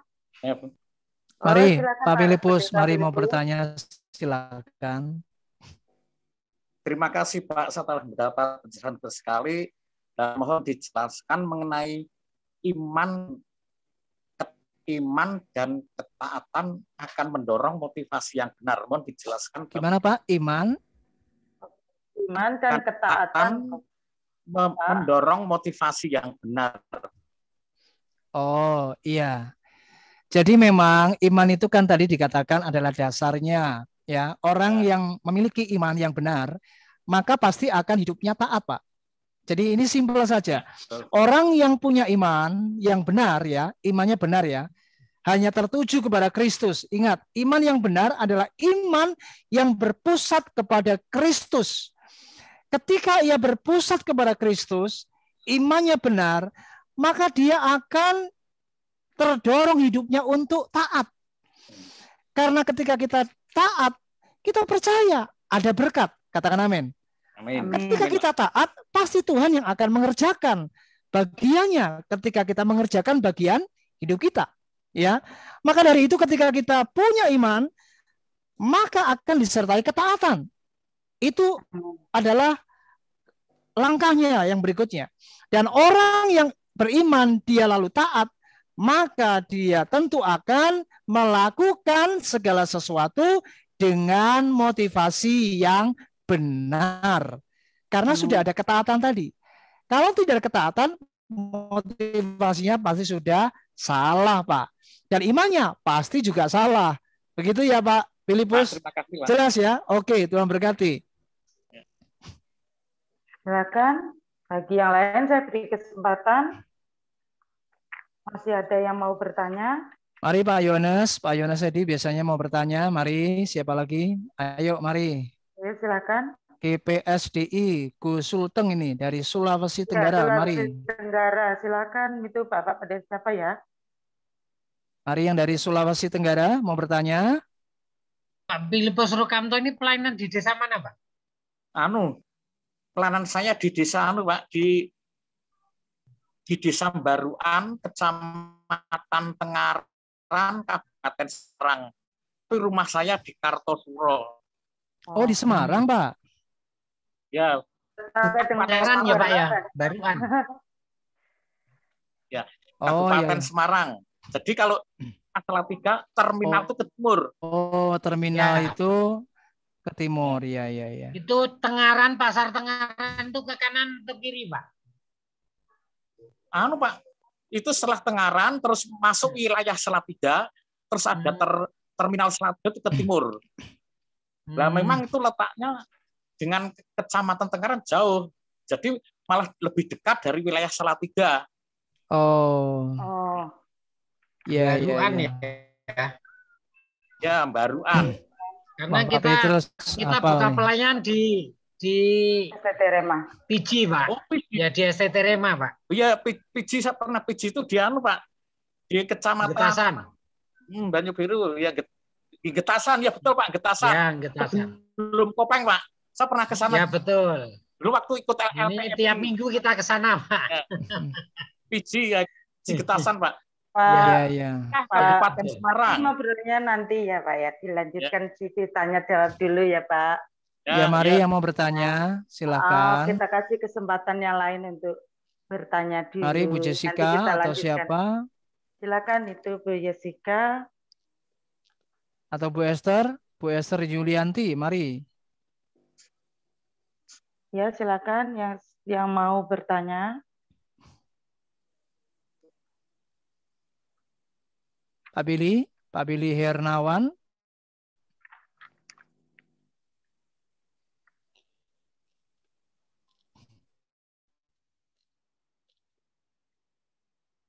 Mungkin masih pada malu untuk bertanya ya. Masih ada yang mau bertanya?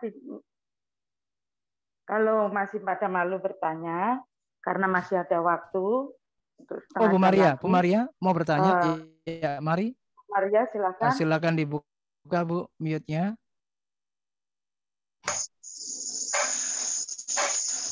Ya, sudah. Ya, saya bisa menambahkan, yaitu tadi untuk menata diri, apakah itu tidak bisa termasuk di dalamnya kita segera yaitu lepaskan, karena di situ juga dikatakan kita harus punya jam-jam doa dan kita minta dijauhkan dari godaan-godaan. Jadi berarti mungkin bisa termasuk juga yaitu kutuk-kutuk turunan atau yaitu adat istiadat, sehingga tidak mengganggu di dalam pada saat kita melayani dan di dalam pelayanan kita maupun dalam rumah tangga kita. Karena hal-hal ini yang segera kita harus tuntaskan. Gitu. Ya. Dan saya mungkin menambahkan saja. Apa-apa Ibu. Oke, terima kasih, itu benar ya. Untuk pembahasan kutuk turunan mungkin akan dibahas, tapi untuk bulan depan ya Bu Maria. Itu sudah ada sisinya. Jadi memang tidak perlu dijawab Pak Barnabas. Oh, kalau ada yang lain ingin bertanya silahkan. Mari, mungkin Bapak Ibu punya pengalaman atau mungkin punya hal-hal yang ingin ditanyakan tentang pelayanan. Yaitu ada Bunda Jessica, silakan. Mari Sani mau bertanya atau ada siapa? Bu Yayu. Pak Kavida. I love you Jesus Christ. Ini siapa nih? I love you Jesus Christ. Kita, oh itu host ya. Oke. Kalau bertanya juga boleh, nggak apa-apa. Ya kalau hostnya mau bertanya juga boleh, nggak apa-apa. Silakan.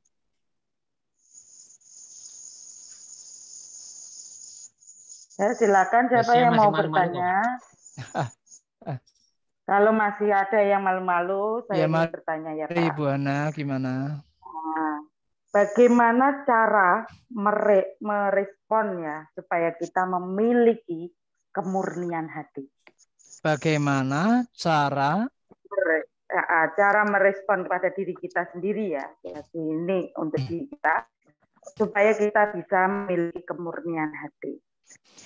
Ya, tentu kalau kita sudah memahami firman ya, seperti malam hari ini saya sudah membentangkan kebenaran, nilai-nilai apa yang firman Tuhan ajarkan di dalam konteks kemurnian hati ya. Lalu bagaimana cara kita merespon supaya kita ini memiliki akan perkara itu? Tentu itu semua cara meresponnya adalah kita harus mulai yang namanya membuka hati kita. Ya. Cara merespon itu diawali dengan cara yang pertama membuka hati kita.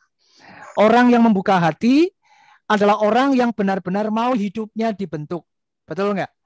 Orang yang mau membuka hati, orang yang mau hidupnya diajar.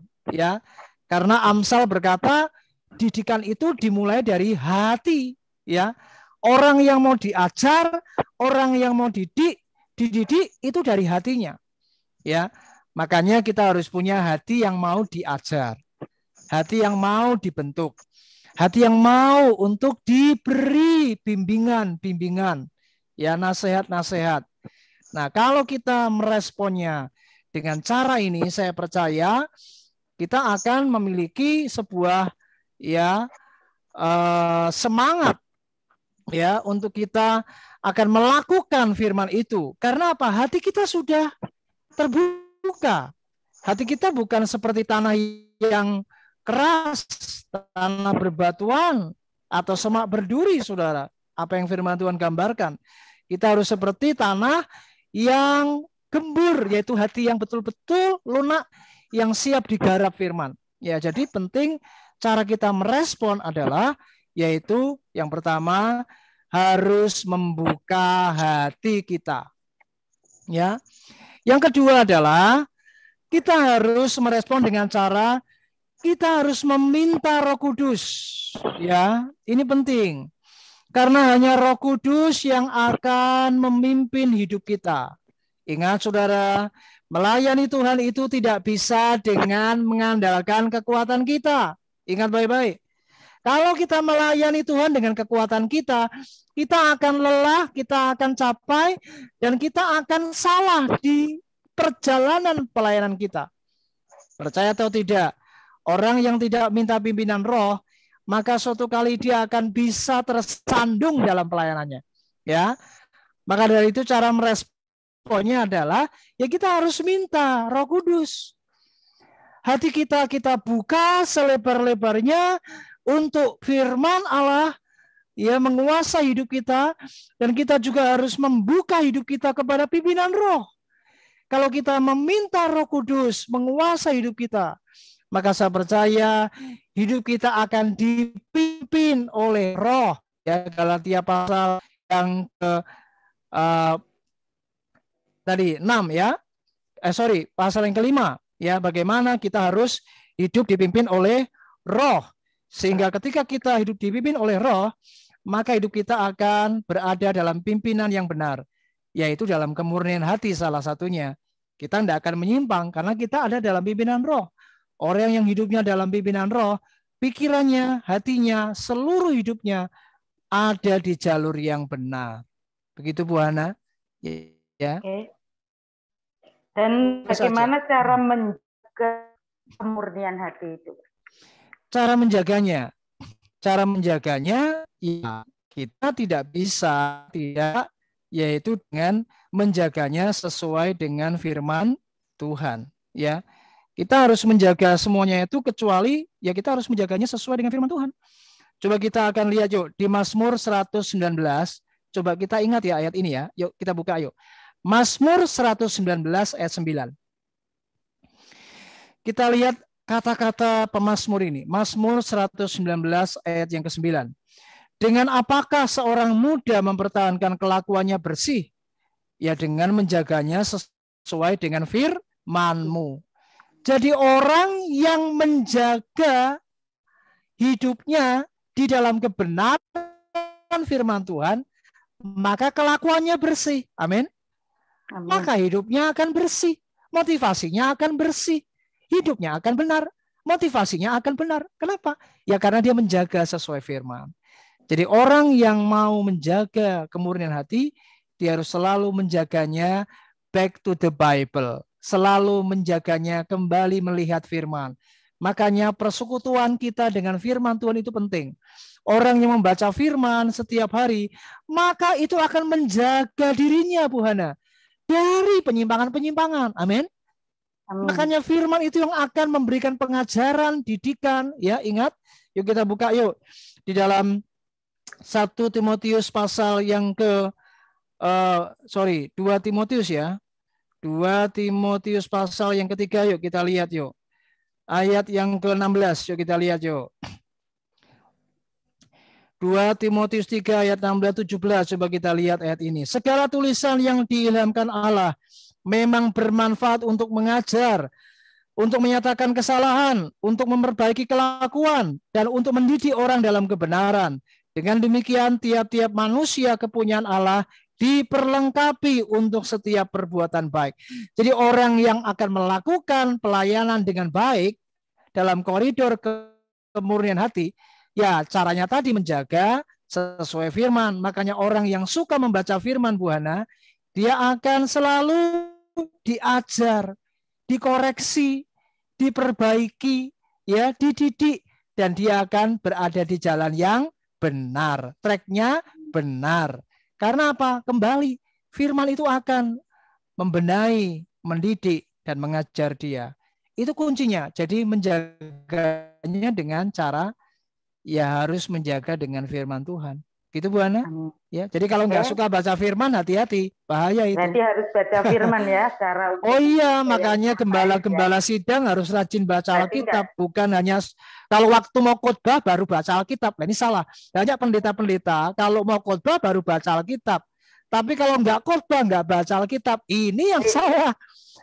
Alkitab itu harus dimakan setiap hari. Iya, Alkitab harus menjadi menu setiap hari.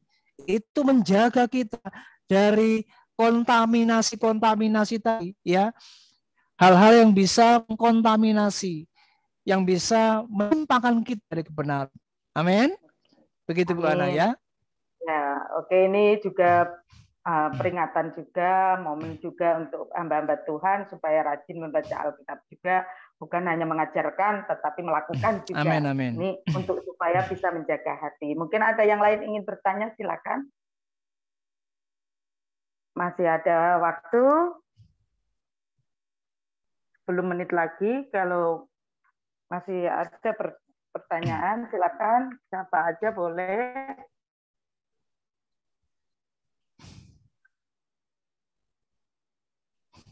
Bu Maria, oke Bu Maria, mari Bu Maria. Silakan Bu Maria. Dibuka dulu Bu, mute-nya Bu. Ya. Tuhan, kita di dalam kita melayani Tuhan sudah barang tentu ada yang namanya hambatan-hambatan atau stagnasi. Di dalam hambatan-hambatan itu pasti yaitu bisa membuat yaitu turun naiknya persen dalam melayani Tuhan atau yang disebut dengan konjungtur. Nah, di dalam turun naiknya pelayanan kita atau yaitu tidak stabil, kita perlu mungkin ada dengan adanya yaitu harus dengan pembersihan, yaitu dengan restorasi. Ya. Dalam hal yaitu yang tadi Pak Pendeta sudah katakan ada yaitu di dalam hati kita yaitu bersihkan terlebih dahulu yang tadi saya sampaikan adalah kotoran sampah sehingga tidak membuat yaitu hambatan-hambatan itu dalam kita mau melayani kepada jemaat atau kepada sesama anak Tuhan. Jadi restorasi itu perlu pembersihan dan yaitu stagnasi, hambatan itu segera kita yaitu lepaskan dari hati kita dan turun naiknya juga dalam pelayanan kita itu perlu kita yaitu berdoa supaya tidak terjadi tidak ada kestabilan, tetap itu di dalam yaitu adanya kestabilan dan tidak ada kemunduran dalam pelayanan. Ya, saya pikir itu yang saya mungkin tambahkan sedikit karena sudah sebagai manusia itu ada namanya yang namanya turun maju mundurnya pelayanan kita, tetapi kalau kita hidup terus dalam Tuhan tidak ada yang mustahil bagi Tuhan. Ya. Demikian Pak. Ya, saya tambahkan sedikit. Jadi memang saudara dalam pelayanan ya Bu Hana semua di tempat ini kita ini pasti ada yang namanya stagnan. Ya Pak Filipus tentu mengalami kadang lelah ya Pak ya, letih gitu ya. Kadang kita nih ya Pak Petrus juga sebagai gembala saya tahu di desa begitu sangat sulit, tidak mudah ya. Kadang ada rasanya kita jenuh ya Pak Petrus ya, jenuh gitu ya. Saya juga ngalami kadang aduh rasanya ini aduh gimana ya. Sepertinya ini energi ini sudah semuanya terkuras begitu ya. Nah, jadi bagaimana kita akan mengembalikan akan the power itu ya, kekuatan itu. Ingat, yuk kita lihat yuk di Yesaya pasal 40. Coba kita lihat Yesaya 40 ayat yang ke-31. Tetapi orang-orang yang menantikan Tuhan mendapat apa? Kekuatan baru, ya. Mereka seumpama raja wali naik terbang dengan kekuatan sayapnya. Mereka berlari dan tidak menjadi lesu. Mereka berjalan tidak menjadi lelah, ya. Jadi harus ada yang namanya keintiman dengan Tuhan. Makanya kalau Anda sudah mulai stagnan, hati-hati, jaga stamina rohanimu, yaitu jaga keintimanmu dengan Tuhan. Makin Anda suka ada di hadirat Allah, intim dengan Tuhan, maka the power itu, kekuatan baru itu akan diberikan, akan terjadi dalam hidup kita. Sehingga ketika kita dalam keadaan jenuh, tidak stabil, ya tadi ada konjungtur tadi ya, ada fluktuasi yang naik turun, tapi ketika kita dicas lagi dengan Tuhan, kita kembali the power lagi, kembali menyala lagi, ada kekuatan baru. Ya, spirit kita makin menyala lagi. Ini membuat kita tidak menjadi letih, lelah dan stagnan. Ya, jadi gairah itu senantiasa ada karena kata semangat itu dalam bahasa aslinya itu adalah entheos. Artinya adalah Allah di dalam kita. Kalau Allah di dalam kita, kita pasti menyala-nyala. Katakan amin. Biarlah rohmu menyala-nyala di dalam Tuhan. Jadi kalau orang yang punya semangat, dia pasti akan menyala-nyala. Karena apa? Ada di dalam Ya tadi persekutuan dengan Tuhan membuat kita makin menyala-nyala. Yang kedua tidak hanya kita menanti-nantikan Tuhan, tapi yang kedua kita juga harus mengikuti yang namanya seminar-seminar. Jadi ini penting, ya.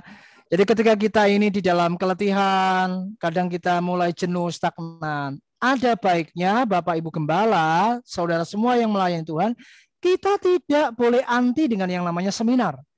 Jadi ketika ada seminar-seminar rohani, ada materi-materi seperti ini, ya contohnya malam ini kita mengupas tentang kemurnian hati, itu penting. Kita ikut Zoom meeting seperti ini, itu akan membuat kita makin apa? Dikembalikan, ya, diarahkan lagi, ya, diposisikan lagi, maksud saya, kepada posisi yang benar, begitu. Sehingga kita akan stabil, ya. Ketika kita goyang, kita mulai oleng.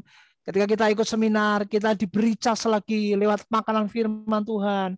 Kita akan makin terus fokus dan akan stabil kembali. Ya, tadi tidak terlepas daripada yang Bu Hana tadi tanyakan, harus membuka hati, ya, membuka hati untuk pekerjaan kuasa Roh Kudus, mengubah hidup kita dan kembali merestorasi, membaharui. Orang yang mau buka hati dan mau minta Roh Kudus menjamah hidupnya, pasti dia akan naik. Dia pasti akan cas kembali. Amin. Dia akan kembali power, saudara. Ya, makanya orang yang melayani, ingat, tidak boleh tidak berdoa. Harus selalu ada di dalam jam-jam doa. Seperti Maria. Jangan kayak Marta, saudara. Sibuk sana, sibuk sini. Nggak punya jam-jam doa. Nggak dicas hidupnya. Ya pelayanan Marta nanti. Sibuk dan sibuk. Nanti capek, lelah, lesu, KO, saudara. KO. Ya, karena nggak punya power lagi. Amin. Amin. Terima kasih Bu Maria. Oke. Makasih Bu Maria dan makasih semuanya. Ada yang lain mau bertanya? Untuk satu kali pertanyaan. Mari Pak Filipus. Ya. Gini, Pak. Oh, silakan. Dengan pelajaran ini baik sekali. Jadi Pak, saya menyampaikan kesaksian. Ya, dasarnya materi ajaran ini ternyata dengan pelajaran ini saya tuh dimotivasi. Amin. Ya, karena sehingga menjadi standar ukuran sampelan ini adalah yang pertama dasarnya adalah kemurahan Tuhan yang telah saya terima. Amin. Diberi keselamatan. Nah, akhirnya timbul semangat yang menyebabkan Pak pelayanan kita bisa kuat. Ukurannya adalah mengingat kemurahan Tuhan. Amin. Ya, saya mengalami Pak sehingga saya tuh pelayanan tidak memandang jumlah jiwa, tapi seberapapun yang Tuhan percayakan dasarnya itu, sehingga berapapun yang hadir tetap sukacita, bersemangat. Karena saya punya iman di dalam Filipi 4:9 itu, Allahku akan memenuhi segala keperluanmu menurut kekayaan kemuliaan dari Kristus. Kalau kekayaan manusia ada batasnya, sehingga saya punya iman Pak. Saya tidak khawatir yang namanya pas-pasan itu artinya pas dibutuhkan. Amin.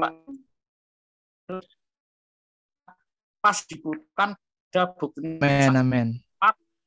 Saya kulima Pak Tuhan bukti.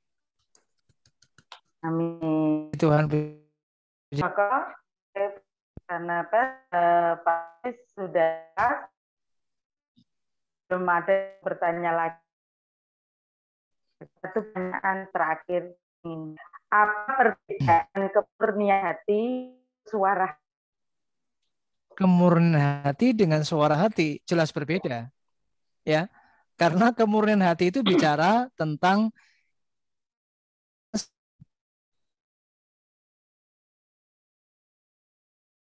pimpinan Tuhan. Ya. Orang yang memiliki ketaatan suara Tuhan, ya, bisa berbicara dengan yang namanya lewat orang yang punya kepekaan mendengar suara Tuhan, tahu kehendak Allah, maka dia akan menjaga kemurnian hidupnya di hadapan Tuhan. Mencuri kemuliaan Tuhan. Awas, jangan motivasi. Ya, jadi dan kemurnian itu sebuah hal yang berbeda. Dalam segmennya itu berbeda. Ya. Kalau kemurnian hati itu bicara tentang bagaimana kita menjaga hati untuk memiliki motivasi-motivasi yang benar. Tetapi suara hati lebih berbicara tentang bagaimana kita mendengar ya kehendak Allah. Jadi orang yang peka mendengar kehendak Allah lewat suara hatinya, dan Roh Kudus bisa bicara lewat hati kita.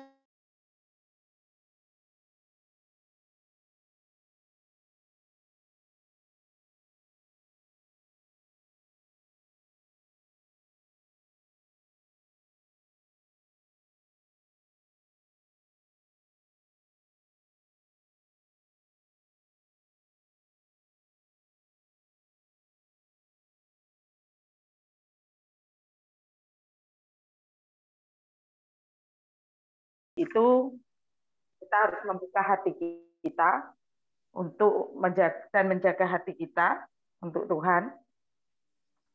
Dan yang kedua, kita juga minta tuntunan Roh Kudus supaya memiliki kemurnian hati. Dan cara menjaga kemurnian hati itu harus dengan kita firman, mengerti tentang firman, kita memiliki kemurnian hati. Dan seperti tadi Bu Maria bilang, kalau kita undur dalam pelayanan, kita bisa seperti Bapak Barnabas menjelaskan, kita harus lebih mendekatkan diri pada Tuhan supaya kita mempunyai power dan kita lebih berdoa lagi kepada Tuhan serta dengan membaca firman juga supaya kita benar-benar bisa ini dan ikut seminar-seminar ataupun apapun yang bertentangan dengan firman Tuhan supaya kita punya power kembali untuk melayani Tuhan. Kalau kita mengalami kelemahan dalam Tuhan. Dan motivasi kita memang kita melayani Tuhan itu harus dengan ada 3 hal tadi. Jangan mencari uang dan jangan mencari kehormatan dan juga jangan mencari pujian. Yang kita harus dasarkan untuk melayani Tuhan yaitu motivasinya untuk kemuliaan Tuhan. Jadi itulah kesimpulan yang saya ambil untuk hari ini. Silakan saya kembalikan kepada Pak Petrus untuk membawakan doa penutup dan doa berkat nanti Bapak Barnabas. Doa berkat dulu dari Bapak Barnabas, baru nanti dilanjutkan doa penutup oleh Pak Petrus. Monggo Pak Barnabas untuk bisa. Nah, setelah itu nanti kita ngobrol sama Pak Filipus ya, jangan turun dulu Pak. Ya. Biar. Oh ya, mari kita akan tutup dalam doa, kita akan terima berkat Tuhan. Angkat kedua tangan kita di hadapan Tuhan. Bapak terima kasih. Malam ini kami bersyukur kami boleh bersekutu di dalam firman, kami boleh bersekutu di dalam persekutuan yang indah. Dan kami percaya malam ini Tuhan memberkati kami. Dan kami yakin malam ini kami pulang diberkati Tuhan. Tuhan memberkati engkau dan melindungi engkau. Tuhan menyinari engkau dengan wajah-Nya dan memberi engkau kasih karunia-Nya. Tuhan mengharapkan wajah-Nya kepadamu dan memberi engkau damai sejahtera-Nya. Diberkatilah rumah tanggamu, pelayananmu, seluruh keluargamu, apa yang menjadi doa-doamu dijawab dan engkau diberkati melimpah sampai Yesus datang yang kedua kali. Mari katakan amin. Amin. Ya. Terima kasih Tuhan, kami juga mengucap syukur atas pimpinan dan penyertaan-Mu dalam Zoom secara virtual ini. Kami boleh memahami, mengerti akan isi hati dan maksud Tuhan dalam hidup kami. Buat juga memberikan motivasi yang benar buat kami untuk menjadi hamba-hamba Tuhan, pelayan-pelayan Tuhan yang benar. Oleh sebab itu kami ucap syukur atas penyertaan-Mu. Engkau sudah memimpin kami dari awal, pertengahan sampai berakhirnya boleh berjalan dengan baik. Makasih Bapak, Engkau memberkati kami semuanya, baik yang ada di Jawa Tengah maupun di luar Jawa, dimanapun mereka berada. Tuhan segala memberkati. Kalau sebentar kami akan akhiri Zoom ini. Dan kami akan menikmati istirahat sepanjang malam. Tuhan perintahkan malaikat surgawi menjaga, melindungi kami, membenteng kami sehingga besok pagi boleh bangun dan kekuatan kesehatan yang baru dengan berkat yang baru yang Tuhan sudah siapkan buat kami. Terima kasih Bapak, kami ucap syukur.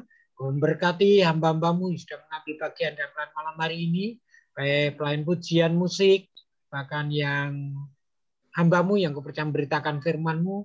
Terima kasih Tuhan, tambahkan roh hikmat akal budi kepada hamba-Mu Bapak Barnabas. Tuhan pakai pelayanannya, rumah tangganya, keluarganya, sidang jemaat yang dipercayakan Tuhan. Tuhan memberkati. Terima kasih Bapak, berkati kami semuanya, hamba-Mu, Mbak Ana selaku moderator, bahkan host, bahkan seluruh peserta yang hadir malam hari ini. Kami ucap syukur kiranya Tuhan memberkati. Dan kami percaya berkat Tuhan tidak pernah berhenti. Terus mengalir dalam hidup kami mulai malam hari ini sampai selama-lamanya. Dalam nama berkat Tuhan kami Yesus Kristus, kami akhiri untuk Zoom pada malam hari ini. Haleluya. Kita semua diberkati berkata amin. Ya. Terima kasih semuanya. Ya, sama-sama. Ya. Makasih Pak Tuhan Barnabas. shalom. Mau ngobrol-ngobrol juga masih boleh. Makasih Bu Hana, Pak Petrus, Pak Filipus. Oke, Tuhan Ya, Pak berkati. Filipus. Semangat ya Pak. Ya. Filipus, saya bertanya ini nomor teleponnya. Oh, Ya, Bu Maria. Oke, Tuhan berkati. Ya, nomor teleponnya